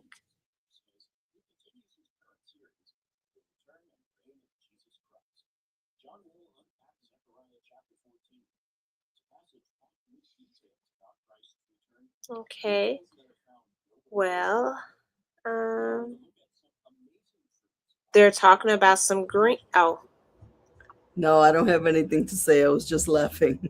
oh, you was just laughing. Okay. Okay. So they are jumping to some green flags. And I was looking at, and just like a green flag is like healthy signs. And oh, Shireen, yes. No, I was just gonna. Oh, is this the video you said they only talked about red and green flags, right? No yellow flags. Now, I don't know because I didn't get to watch the whole entire video. Okay. So it's like they went from red to green. And if they don't, then of course, and you know what's so interesting? I was telling someone, I said, you have red flags and then, you have green flags, but you don't hardly hear people talk about the yellow flag, which is, I think, the one that most people overlook because red flags, okay, I'll just go with this notion. Most people would be like, they're kind of cut dry for the most part. Then you got the green flag where it's like, it's whatever it is for you as a person, like, oh yeah, that's good to go. But it's like people ignore the yellow flag. And actually, that might be, I'm thinking, the most important one because that one is like, it's an in between type of thing. It's like, because in that part, I think what it could be showing is that you need to slow down and ask questions and pray and seek counsel. And how many people want to do that? We sometimes feel like maybe I don't want to ask the questions. I don't want to this. I don't want to that. Why? This is your life that we're talking about. Why are we afraid to ask the questions? Why? If they don't like it, if they pull away, then why are we pursuing that or allowing ourselves to be pursued if we can't ask questions? If a person is upset or they don't like that we're asking questions, something that should be some caution there. Like, why? And then of course, yeah. I mean, if anybody doesn't want to, that yellow, just like a yellow light, um, when you're driving, it's telling you caution, be careful. Um, you know, um, for anything to be successful, there has to be transparency. And if there, if it would make you probably want to question, okay, what are they not saying? What are they trying to hide? Because in order for any successful relationship, you have to be transparent and you have to have open communication, regardless of how difficult the topic may be. That's what's going to make a successful relationship, whether it's marriage, whether it's any kind of relationship, husband, wife, brother, sister, sister, sister, or whatever. So that yellow light, caution, if somebody is not being transparent, for me, that would really say, okay, well, why don't they? And some people may be very shy and they don't want to talk, but for any relationship to be successful, you need to be transparent. You need to be honest with one another, and that is key. So yeah, if you see somebody that doesn't want to do those things, then that would be like that caution light. Be careful how you proceed. Yeah, don't be like me with the yellow light. Well, you see the yellow light? What do you normally do? You speed up. We supposed to No, slow you're down. supposed to slow down. Oh my We're God. supposed to slow down when we see the yellow light, but what do? We just speed up so we can, so that we don't have to stop at the red light. You see that? It's a caution light It's a caution. because the red light is coming up so that you have to stop. But see, some of those yellow flags, it's there so that you have to stop so that you'll see those red flags. Right. Right. And you know, Millie, I will say I this is my little thing. It's not I don't think it's so much and this is for me of transparency. Like you have to, some people feel like you have to just tell everything, you know, about yourself, about your past, and I say it depends, but but this is what I mean. In the yellow part is it means caution, just like what it means, just like how we have green, we have yellow, and we have you see, yeah, red, green, and yellow. And sometimes when it's yellow, it don't necessarily mean you have to stop. Sometimes you do, because other people on the other side, they are, so you need to, so you have to wait. Sometimes, it just depends, but it's showing, but it's letting you, okay, when it's red light, it's a clean cut stop. And if you actually go through one, you're breaking the law. And so it's a straight red. It's no, it's stop. It don't matter when it's red. It's like, I don't care if it means stop. Then you have, I'll go with the green light. Green light, you can go. Yep. It's thumbs up. It's like, hey, you are good to go. But yellow is like that, it's not necessarily stop. It is not necessarily go. Mm-hmm. So you need to, like, okay, it's basically like slow down.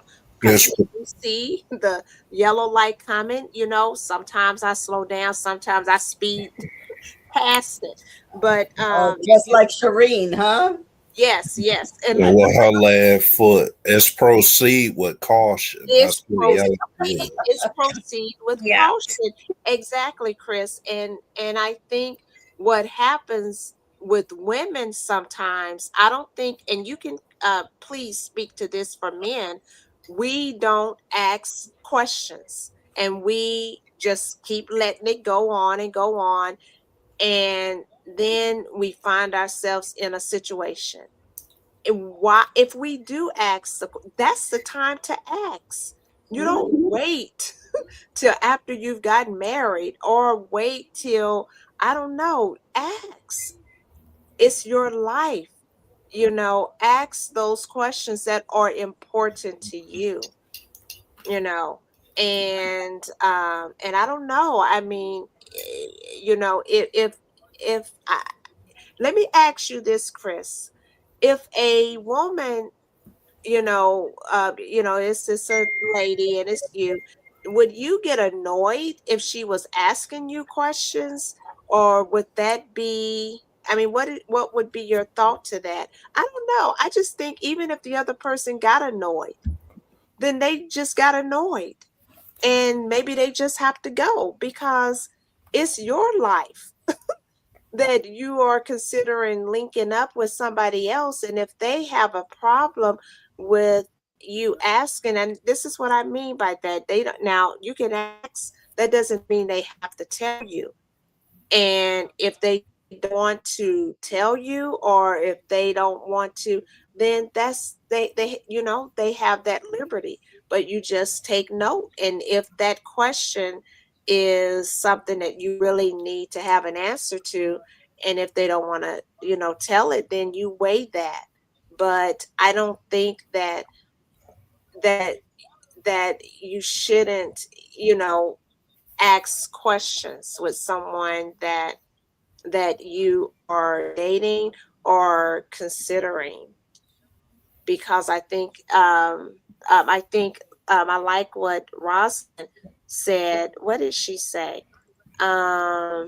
She said, "Yes, I wish I had done that. Look for the yellow flag."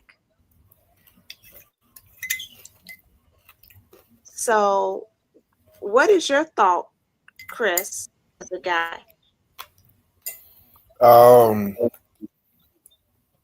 Again, I wouldn't mind being asked certain questions. Just for me, it depends on the question. It depends on, like, for some, maybe the tone in which they ask it. Mhm. But I'd be open and honest and upfront. Like, hey, because I really don't have anything to hide. So then I've noticed in the past, again, with situations I was involved with certain women, I would, certain conversations would come up, like primarily, hey, I said this is what I would like for myself. Like, I like to be married one of these days and I like to have kids. The minute I mentioned that, it's just like what that person wanted. It seemed like all they wanted was just to have a good time, a friend with benefits type deal. And that's not what I felt I was looking for at that time. And, they just flip the script real quick. And then they get ghost very fast. So that's just part of my experience. But, the experience is going to vary from guy to guy. But that's just my experience with it. But I would answer honestly, and I wouldn't lie and say that depending on what the question was or subsequent questions, I can't say that I might not get slightly annoyed myself. It just depends on what's being asked and where I'm at mentally in that moment. But I don't get mad off the handle, just, it just depends. Okay. Anthony, at the Scattered Sheep podcast. So another guy. Can I ask you a question? So That's my brother. that's Cherie's brother, Anthony. That's what's up. Yeah, So we have the same last name. I always say that. I'm sorry. I always say he's my brother because we have the same last name.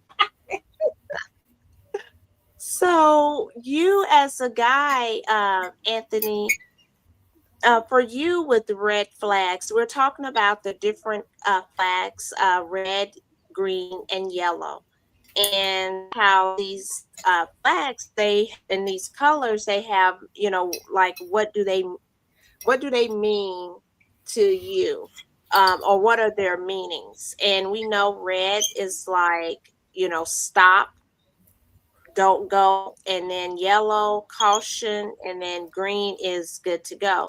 And we're referring to this in relationship.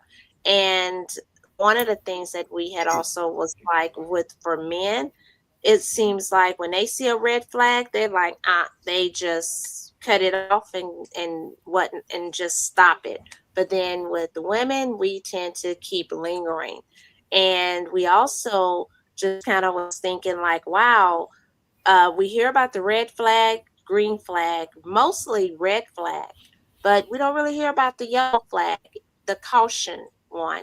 What is your thoughts on this? And of course, if you want to come up, we can send you the link and you can join with us.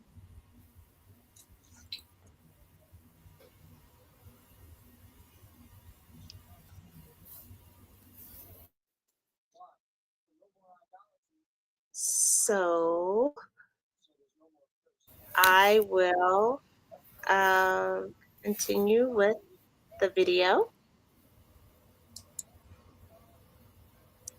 If Mhm. people take an exercise out of this, that could be a really good exercise. Just go look at the fruits of the spirit in Yeah. Galatians chapter 5: love, joy, peace, patience, kindness, gentleness, self-control.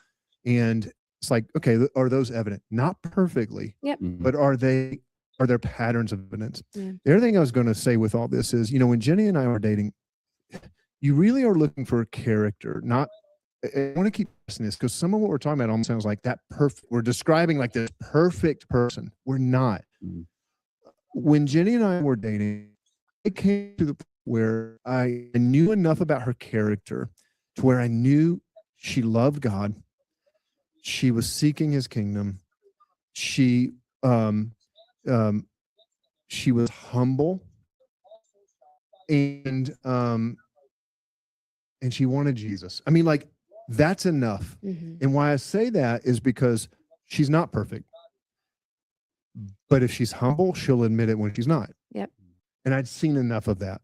Mhm. And if she's humble, her heart is soft to God, convicting her and changing Yes, her. that's my point. Yeah. Is if that's what I want to know. Yeah. It's not if you're going to not mess up or Yeah. no. And by the way, I mean, like, I've made a mess of things in our relationship, certainly more than she ever has. But I always knew I would come back, and like that's what she was looking for in me too. Like, Mhm.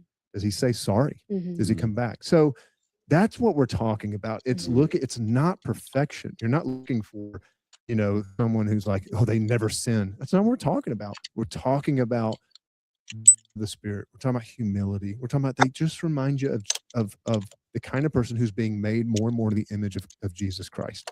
You can work with that.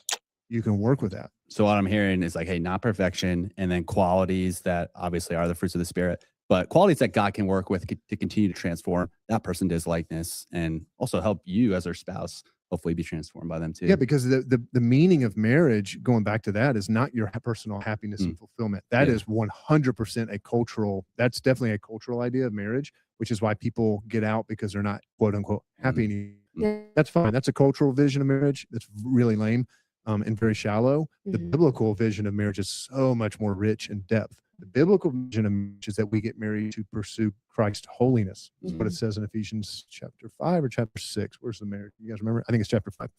And we are holy. And so that means there's friction. There is repentance. Yep. There is saying so. And that's the work of it. Mhm. That's the work of it, is I have to give up of myself in order to be more fully aligned with Jenny at times. Like, that's the work of it. I have to humble myself and all that. That's the meaning of marriage. Mhm. Is for Christ to do a work in me. Mhm. So That people give up because it's hard. It doesn't feel good. For like, marriage Yeah, will holiness is hard work. reveal. It sandpaper. will reveal your Mm. sin. It will reveal Yep. your selfishness. It will reveal all those things. And so, but that's the point. Like, God's using your marriage to make you more like Him, and Yep. that's sanctification. And that's, again, what you just said. Like, that's He's making you more holy. And so that's the whole point. That's the And He's point. doing that because He wants to use you for His kingdom purposes. If that's not happening, you be used when you're not being sanctified, when you're not growing and being closer to Him. Yeah, that's the whole point. Let's do the inverse of that now. So we talked about some green flags, red flags. Hey, stop, evaluate.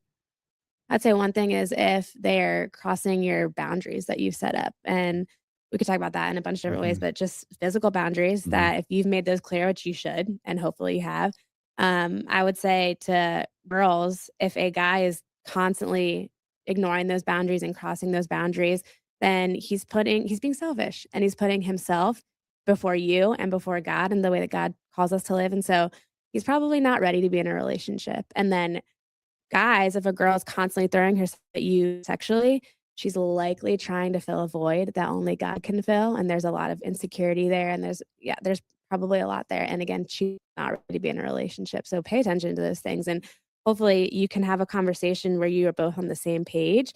And then I'm not saying you might not slip up and you might not fail, because it's probably going to happen.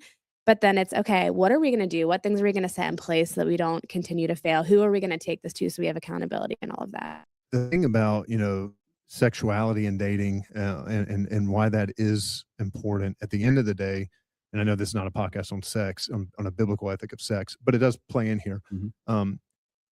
The only relationship, maybe I say this, the only container strong enough to hold the power of sexual intimacy, which it doesn't matter how hard we try to casualize, to make up a word, sex. You can't. I mean, like we've tried way in our culture, and there's still people who, we write, Shakespeare's writing, sex gets involved in Shakespeare's got plays about people dying because of jealousy. Like men still go into jealous rages when there's why? Because sex is powerful, and the only container strong enough to hold it is a covenant, committed relationship between a man and a woman, a husband and his wife, in the context of marriage, where you have exclusively promised each other, no matter what comes our way, the one thing that will be rest assured is we will be here for each other tomorrow. Yep. That's safety and security. Okay. So when a guy wants to have sex with you and doesn't, and outside of that, what he's saying is, I love you, just not enough. I love you, just not enough to commit to you. Wow. That's not love. You're worth more than that. You're worth a guy giving his life for. You're worth a dude laying down his life for.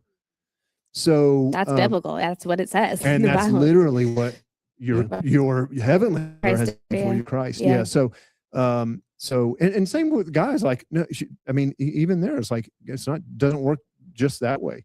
So that's what is being said there, and that's why that matters. And so to me, that is a red flag. Yeah.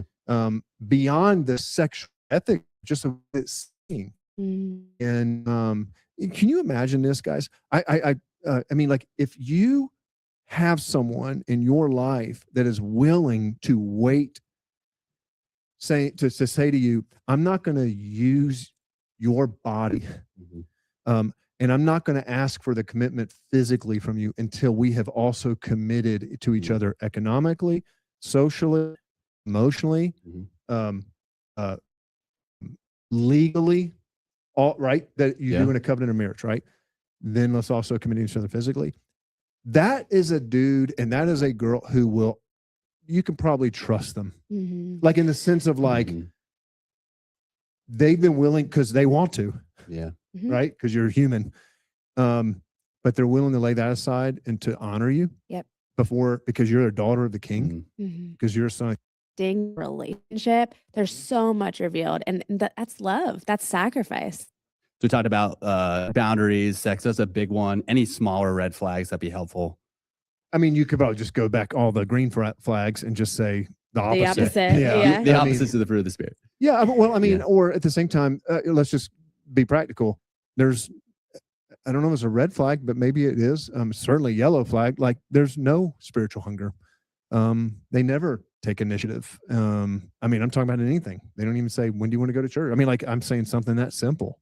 I feel like watch that too, though, because I feel like you can see a tiny little something, like they come to church with their family on the weekends, and then you like take that and run with it, and it's like, oh, well, I can tell that in the relationship I would be the spiritual leader, but I can change them. I can make them become the spiritual. Oh man! Like, so just watch that. Like, who are you to think that you can change them? And you don't want that. You just opened up a really good sort of angle to this, and it's just kind of helped give me actually some clarity on a red flag. When Jenny and I, we were actually at the point of being engaged. Okay. So we had been dating for, I don't know how long, 18 months, a year and a half. And we had this moment where we were hitting some struggles. That's a good thing to do, by the way, like to hit some struggles while you're still dating. People are like, I know some people are like, we never fought. And I'm like, red flag. Yeah. Honestly, there's one couple somebody's that stuffing they got something. divorced. I remember they were divorced 2 years in. Yeah. And it's like, well, anyways, that's another story. So there's this moment though with Jenny where she was dealing with something and I was dealing with something. And what I kept trying to do was change her. I wouldn't have said it like that because I'm way more spiritual than. Okay, I wanted to stop it there because I was like, yay, they mentioned a yellow flag a little bit, but it makes me about, there was something Pastor Sean had mentioned when with his first wife, and I want to say she did, she's deceased, so he had became a widow. So, but with his, first wife, I remember him telling us how he had went to counseling or went to it was something to another couple's house, and how they never argued, never any of that. And then sadly come to find out, and he actually thought that something was wrong with them because they did have arguments. And I think he said they might have been had one on the way there. But sadly come to find out that they no longer were together anymore.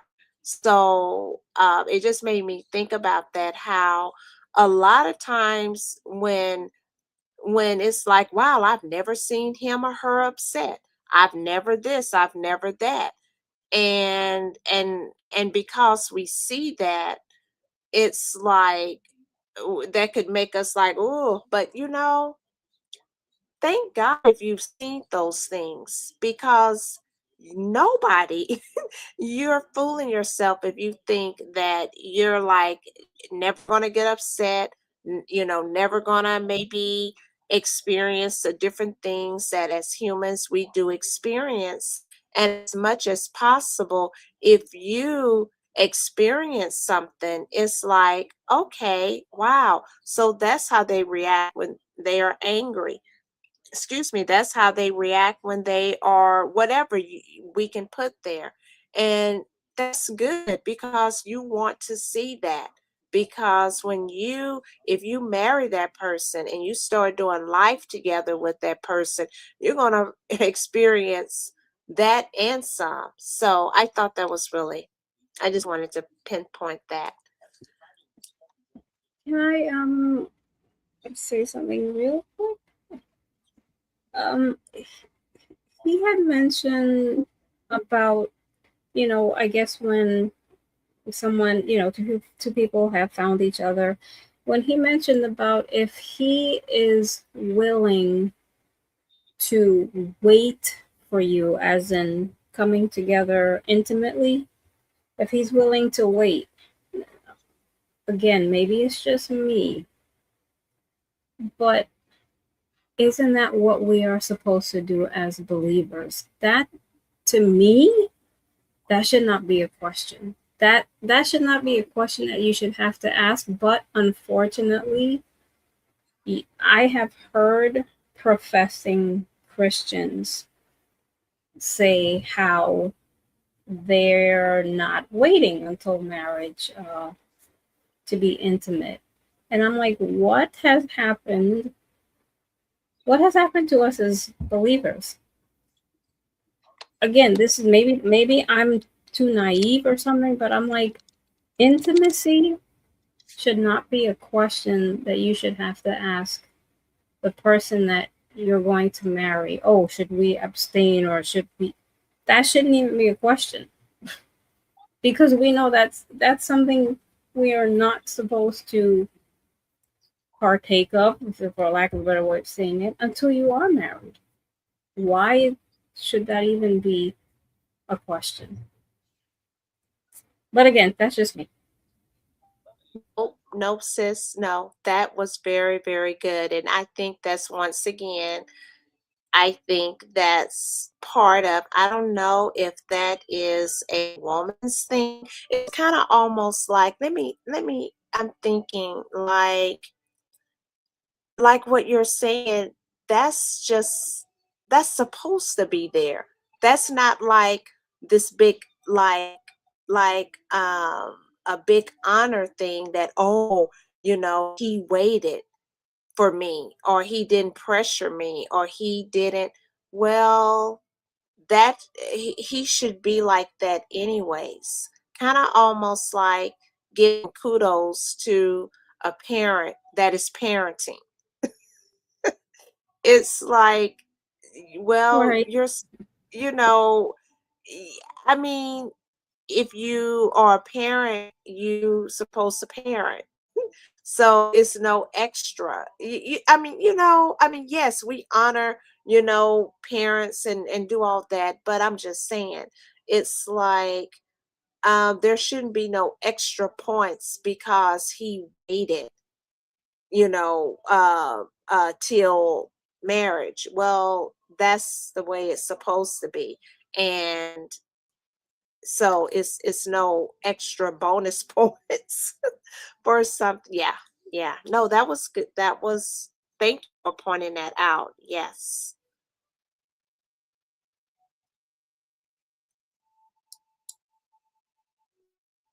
On that.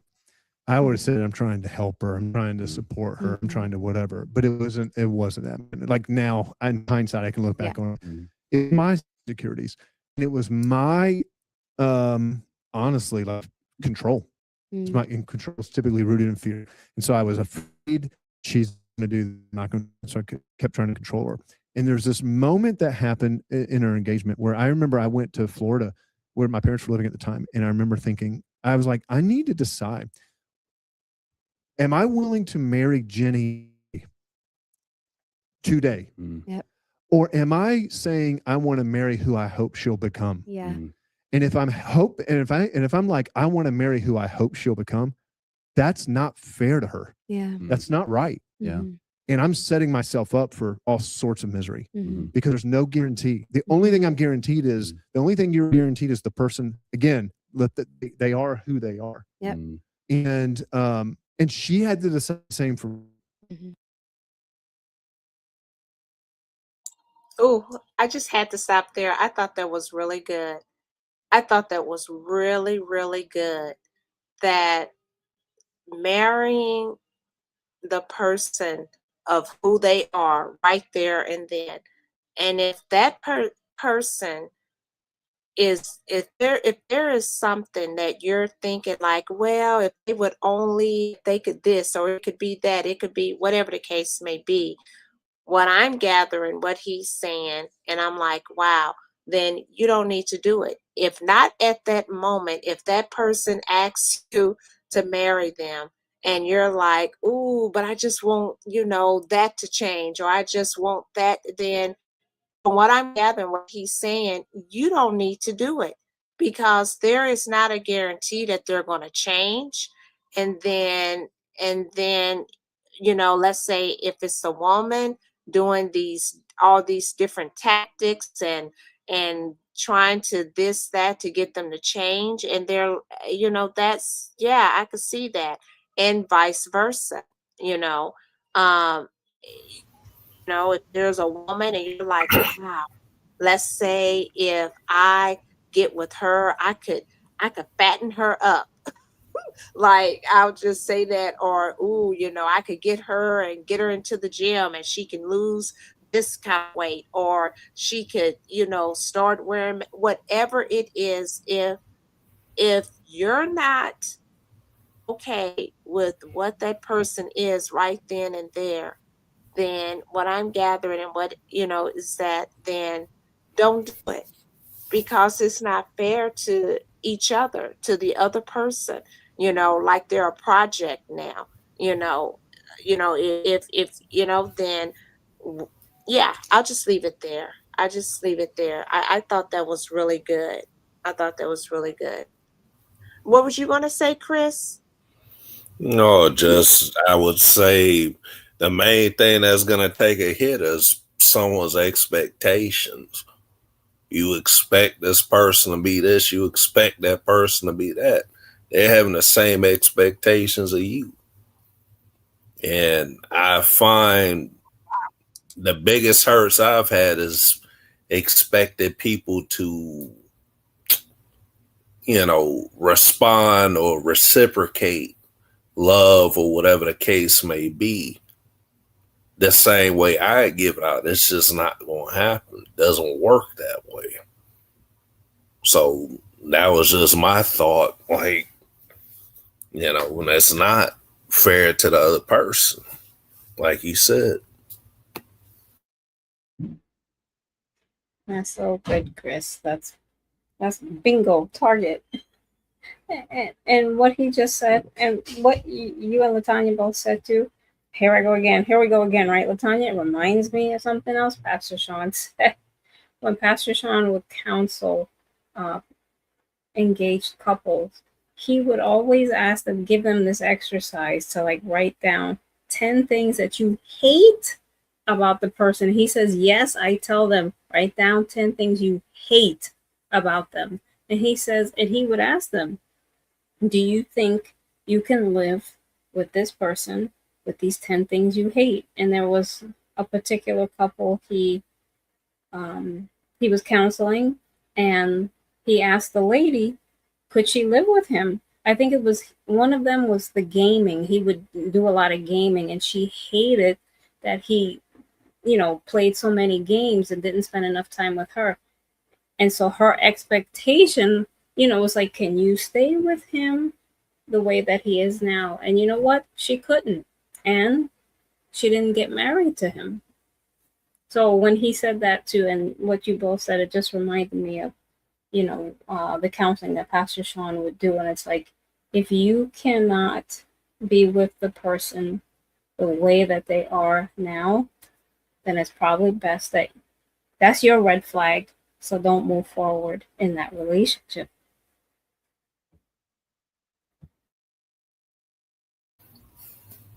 That's good advice. Yes. And just another quick point. I mean, if she's going to die on that hill just because the brother liked to game, what they don't realize is like gaming is a stress reliever. Like I know because I used to do it. Keyword used to. But again, what's good for one person ain't going to be good for the next. But there's women that do it too. So it's like, okay, if you're going to not proceed to go forward, that was her choice. But, there's many other hills to die on, not just die on that one specifically. But, that's neither here nor there. That's like, oh, I'm not going to marry this woman because she likes to watch soap operas all day. It seems kind of silly in the broader scheme of things, but I guess, if that's going to be the thing that deters you and say, I can't live with this, I guess, you're going to have to live with that decision, I guess. So. I believe the whole issue, though, with that is if you're doing gaming or watching soap operas and that's your main focus apart from the person you're in a relationship in, that can be a problem because you're focusing your attention on playing these games. There's a place for everything, right? There's a place for everything. And not to say that you can't play games.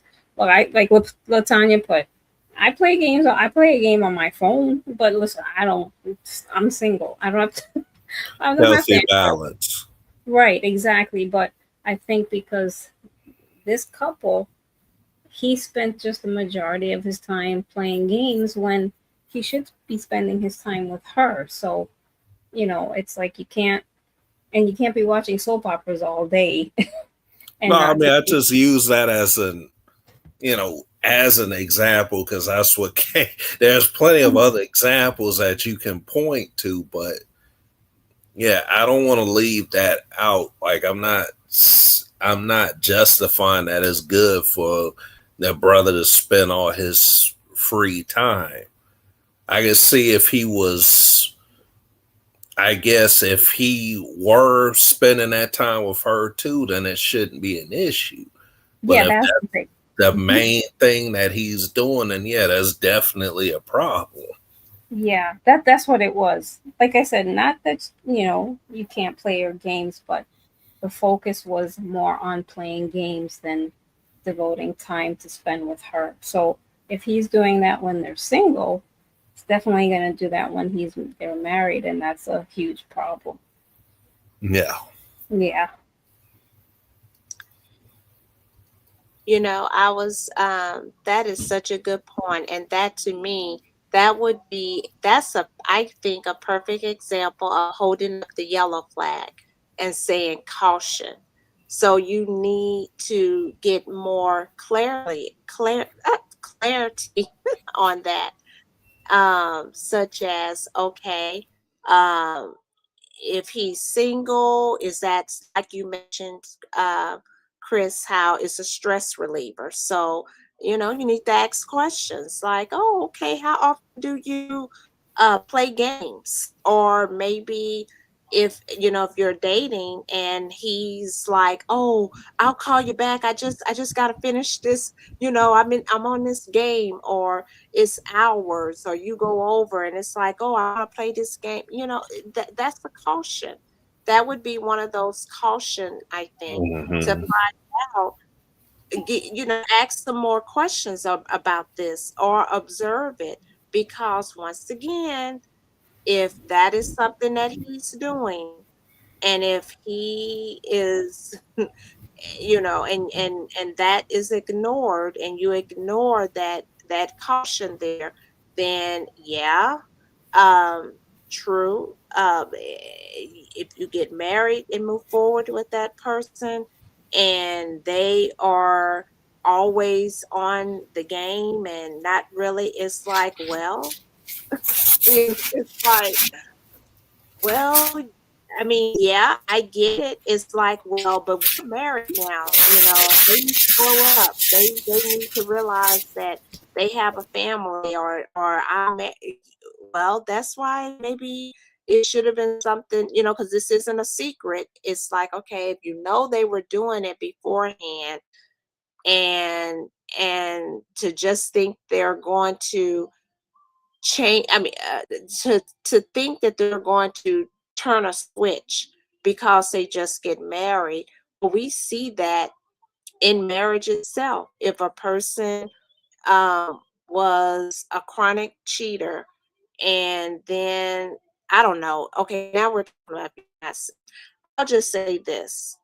A lot of times we might think that if we get married, that some people do think that they'll stop that, or they won't do that, and we know that's not true from just things that we've seen in just different life situations, you know, that don't necessarily mean that that things are going to change. But um but I think that would be a great, I think that is a good example of yellow caution, about the gaming thing. Because, yeah.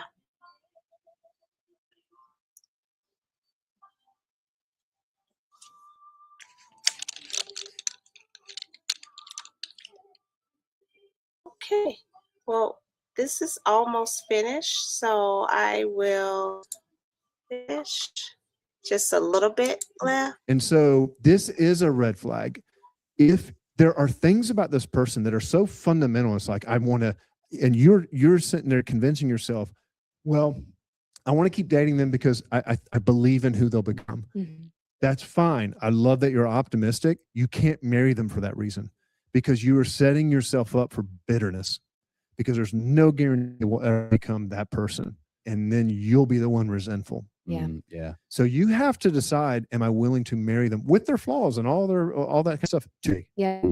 Yeah. That's good Don't wisdom. fall in love with the idealized version of the person. No, Yeah. it's not fair to them. Yeah. It really is. It's not actually love. I mean, love is, I accept them as they are and Mhm. love the fullness of who they are, flaws and all, right? Mhm. Mhm. Or I don't, and call it what it is. And Which is interesting, because that's how Jesus loves us. He loves us for our flaws. He doesn't lead us where he finds us, but it's not him demanding. It's through the context of a relationship that Mhm. actually our exposure to who he is, getting to know him more, changes us. Yeah. Mhm. When we're ready for it. yes, Mhm. And so we learned a lot today. Maybe it starts with simply just acknowledging where you're at, defining reality, being honest with yourself. Am I dating this person simply because I'm bored, or because it makes me feel good, or because they're actually a good person and they could be right for me?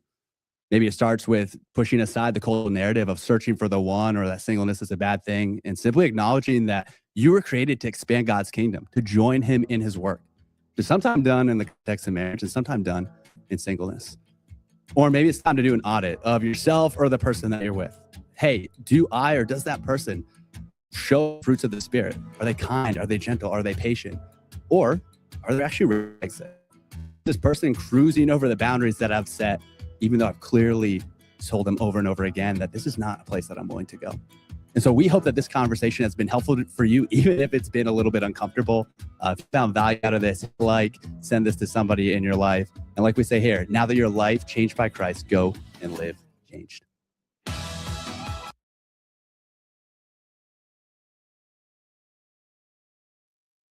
Nice video. Yeah, I thought that was really good. I'm trying to remember. I like the saying he said, now that your life has been changed by God, now go change. Live and change. I like that. I like that little saying. Oh, good night, Rosalind. Night, Rosalind. Yeah, that was good. That was a good video.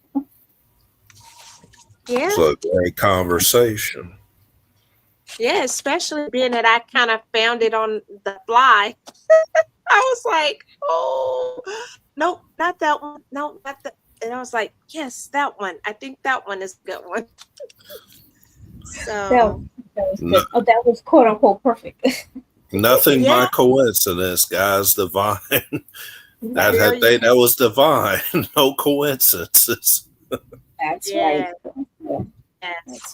So we talked about green, red flag, yellow, and green. Yellow is like that in between, and it's so interesting because it's so like that at a stoplight: red, yellow, and then green. And so, wow, I guess does anyone have any on any of these three wonderful colors, flags? There was a video that I was watching, and she was just talking about all the yellow flags. I found one thing she said kind of funny. She said, here's another yellow flag. She says, when a man does not cook for himself and he eats out all the time. I'm like, why is that a yellow flag? Maybe he cannot cook, or it's just easier for him to just buy food. I mean, I know women that do that too. Why is that a yellow flag? I don't know. Or the man can cook, and it's just very convenient because he has a lot of other things going on at that particular time in his life that he might not be able to, and possibly in a living situation that is not ideal for him in that moment in time, that he, chooses to go that route. Now, he would prefer to cook, but because of the season he finds himself in, that just seems to be the better option in that moment in time. Again, only speaking for myself, though. I am that person, so I'm speaking for myself. And full transparency. But that's great. That is, I think you need to answer that lady on the video. Because when I heard that, I was like, how is that any colored flag? I mean, maybe I could understand. Maybe she's thinking, because I forgot what she said, why, but maybe her thought is, well, if he doesn't cook and he gets married, he's going to expect his wife to cook for him. But I don't know. I again, sometimes when you have male friends and, if they don't cook or whatever, it's because either they can't cook or, like Chris said, maybe they're just in a season in their life where they just can't do it right now. And, life doesn't afford them to do it at the moment. But I don't see that as the yellow flag. Nah. I don't think it's any flag. It's just I know, right? It's just, you know, I've shared this before, but my sister, like her, the way they like, I think kind of a good example. Um, he doesn't like to wash dishes at all. Not saying that he hasn't, but this is a trade-off. He cooks. He went to school for that, and he is a excellent cook. And when he cooks, I mean, oh my gosh, and he uses all the pots and pans, and it's I mean, he can cook, and but he doesn't like doing dishes, so she does the dishes and he cooks. And there's she cooks too. I mean, she does do, cooking. And it's not that he's never washed dishes, but that's kind of like their trade-off. And so it's like if somebody knew that, or maybe like, oh, he don't cook, blah blah blah, but it works for them, and that's what they do. And so I was going to also say, with the different like flags, um if all you want, okay, let's see, what is this? If y'all wanted to know a man that use red flags on purpose to get relationships, I am that guy. Yes, I use Oh, what? wow. Wow. Strategy, what? I'm sorry. Oh. Okay. Okay, I kind of got thrown off. That'll Red do it. When you throwing out red flags like flag work. Okay. Oh.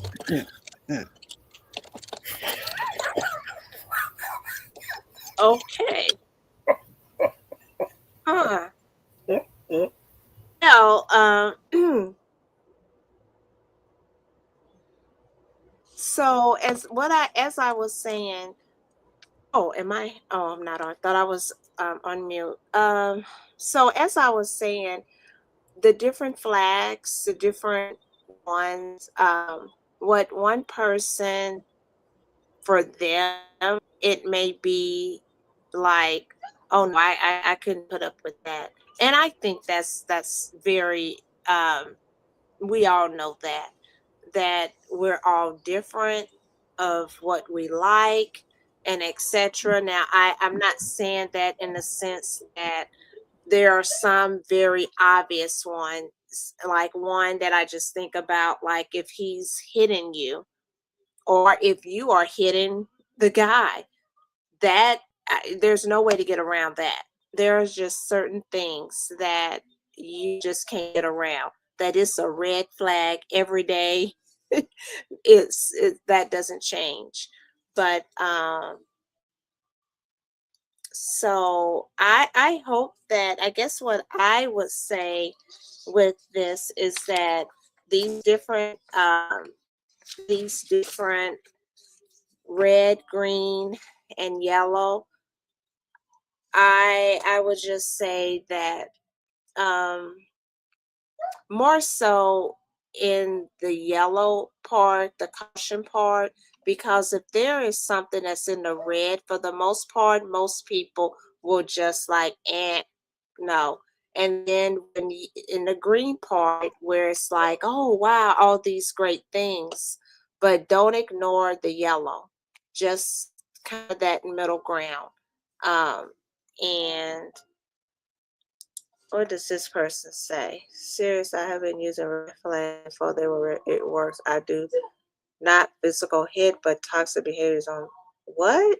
Mm-mm. That doesn't sound good at all. no, that's not. I don't. That's not Christ-like, but I don't know this gentleman. I don't know if he's a believer. So no. It's hard to tell tone through text, but that doesn't sound like it's positive at all. Mm-mm. No, that wouldn't sound like what a man following Christ would say. So that's like, no. No. Well, that could be a teachable moment for him.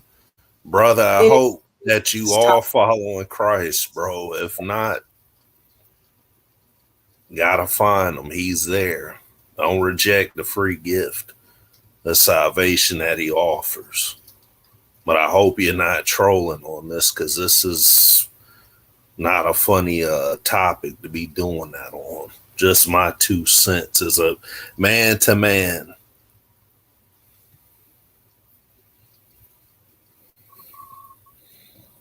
Thank you, Chris. No, Yeah, that needed to be said. no, thank you.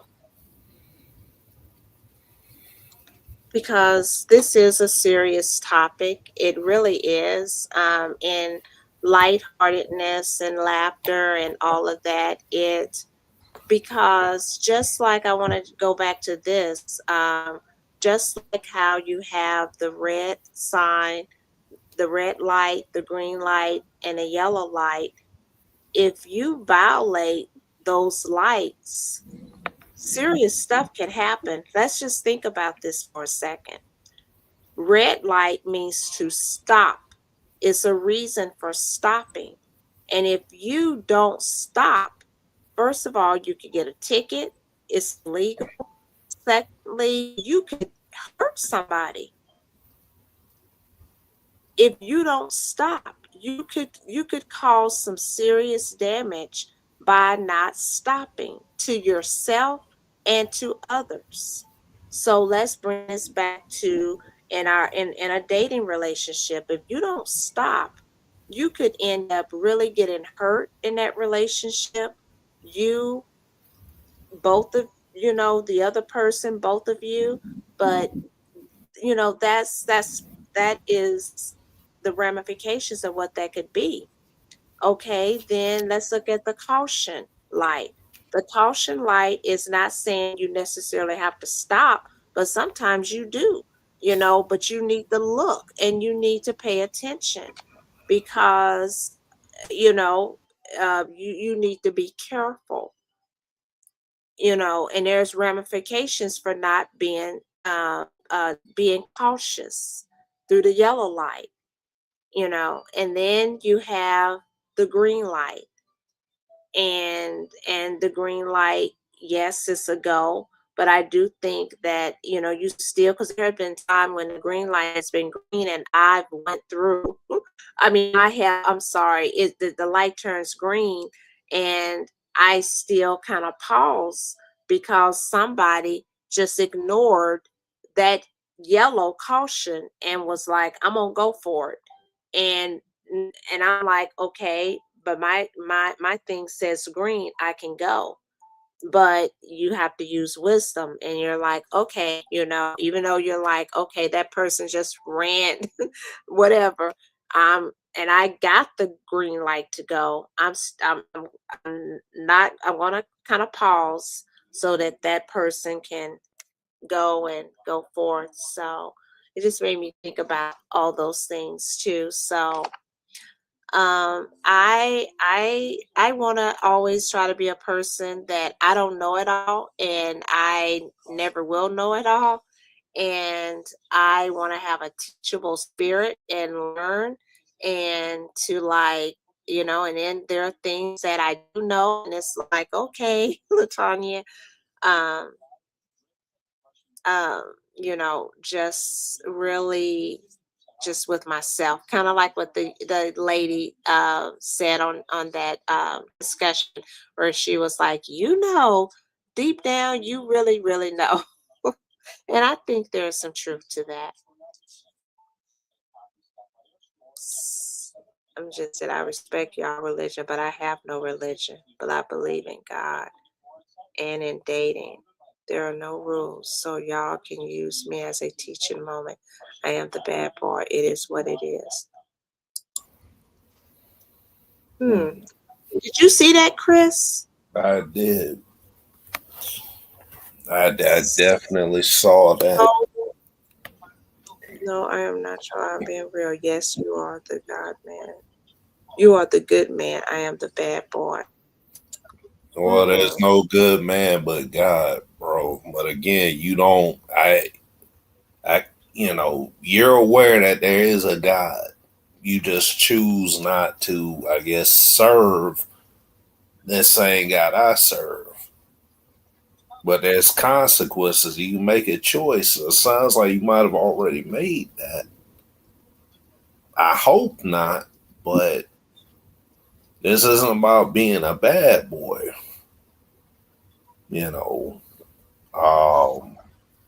Doing that, living that kind of life, all you're doing is creating hurts.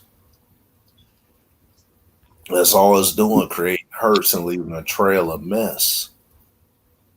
And whether you believe it or not, when you come to the end of life, my God says that you're going to end up coming to the judgment seat. And you're going to be held accountable for what you've done in this life. How many relationships ended in hurt and all of that because you want to have a good time or whatever the case may be. But while you draw a breath, I would urge you, seek Christ while you can and repent. Above all things, repent. I'm only tell you this, I ain't judging you because I'm not a perfect man, but I'm not a bad boy either. So that's my advice to you and suggesting to you from one man to another.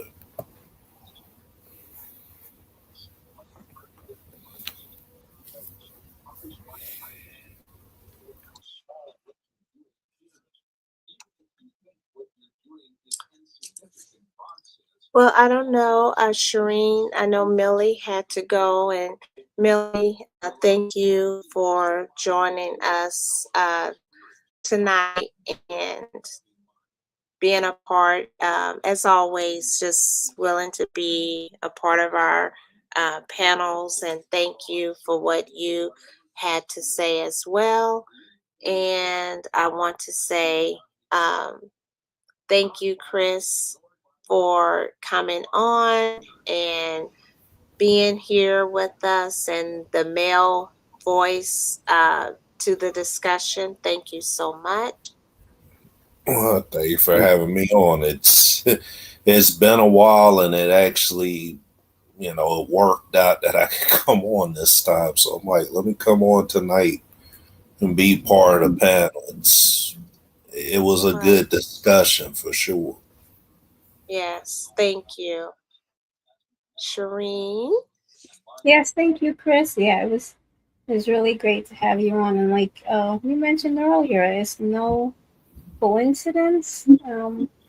This was all appointed by God because this gentleman here, Alpha, the first one, he's here. And I didn't think he was trolling at all. I think he was just sharing what it is that he does. And, grateful that Chris was here, that he could speak with him, because sometimes that's what you need. You don't need women sometimes to address men. It needs to be men to address other men. Not saying we can't talk with him, but sometimes it's just better when a gentleman addresses another gentleman. Mm-hmm. And even his last comment, I had to chuckle because at first I was like, huh? Because he says he can accept all of that because there is no string attached. And I'm like, wait, are you talking about the channel? That's what I thought at first. That's funny. Yeah. No pun intended. Right. I just thought that was funny. But yeah, Chris, thank you for, just sharing a little bit of the gospel with him, and I pray it resonates with him. I mean, again, think it not strange that examples come on. And maybe he needed to hear that. I don't know. Because I don't think he would have just randomly came on like, oh, I'm just going to come in here because you guys, maybe God directed him to come there to hear whatever the Lord had for me to say in that moment. Because I ain't know what to say. Like, I'm sitting there reading and I'm like, okay, I know what I could say, but I'm not going to say that. So Lord, just, take over my speech, and whatever you want him to hear, just use me as a vessel so that he can hear that. And it always works out better that way when you just let God take control. Like, let me stay over here in the corner because I messed it up too. Let him do what he needs to do. So it always works out better that way. Amen. That's a big amen. Yes. Amen. Amen. Amen. Well, I want to say also thank you, everyone who joined in the chat. Thank you, Alpha. Okay, Alpha, the first one, for joining. Thank you, Rosalind. I know some have already have left, but thank you, Rosalind. Thank you, Anthony. Thank you, someone else, KLN. Thank you so Yes. much. Thank you. And I just want to make for sure. And then, of course, to those in the eye, thank you to all of you as well who have joined. Please like, share, and if you haven't subscribed to all of our channels, I want to just once again, if I want to just populate them again because it was a minute. Let me see. I will go here. Anthony's channel, Scattered Sheep Podcast. You could check his channel out. And then there is Chris, who was he's on the panel with us. He has a channel, and it's called Honest Talks. Honest conversations with Chris. There you go. Thank you, Chris. Thank you. Of course. Yes. And then we have No Strings Attached, -2, and that is a co-channel with Shireen and Slave of Christ. No, it's Chloe and me. Chloe and me. Oh, that's right. Sorry. Oops. Yeah, Slave of Christ and Chloe and me. That's what it is. There you go. There you go. And they are faithfully every Wednesdays Tuesday and Thursdays at 8 p.m. Eastern time. There you go. There you go. Yes, every Tuesdays and Thursdays at 8 p.m. Eastern Standard Time. Yes. And then Shireen has her own channel. And I know I put it, where is it? It's okay. I haven't been. That's all right. Nope. I don't have to put that there. Nope. And no, then because not much on there. I mean, I've been posting more Chloe than anything, so it's okay. Okay. Well, Chloe's the star. She's a co-star. Yeah, she's the star. Yes, she is the star. Yes. But yes, there still check out her channel. There's will be things that will be happening, be some changes, additions. But anyways, yes, awesome, blessed channel. And so let me get out. Hi, Lisa. Okay. That's okay. Oh, speaking of cats, Lily's right here next to me, laying here. She said, "Hey, ladies."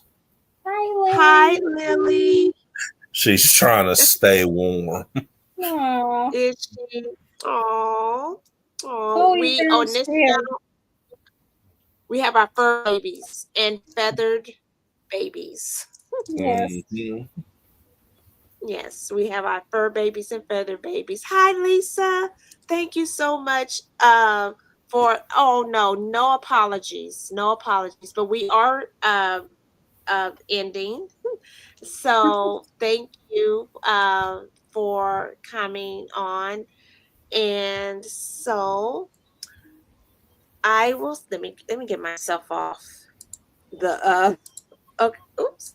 Okay, there we go.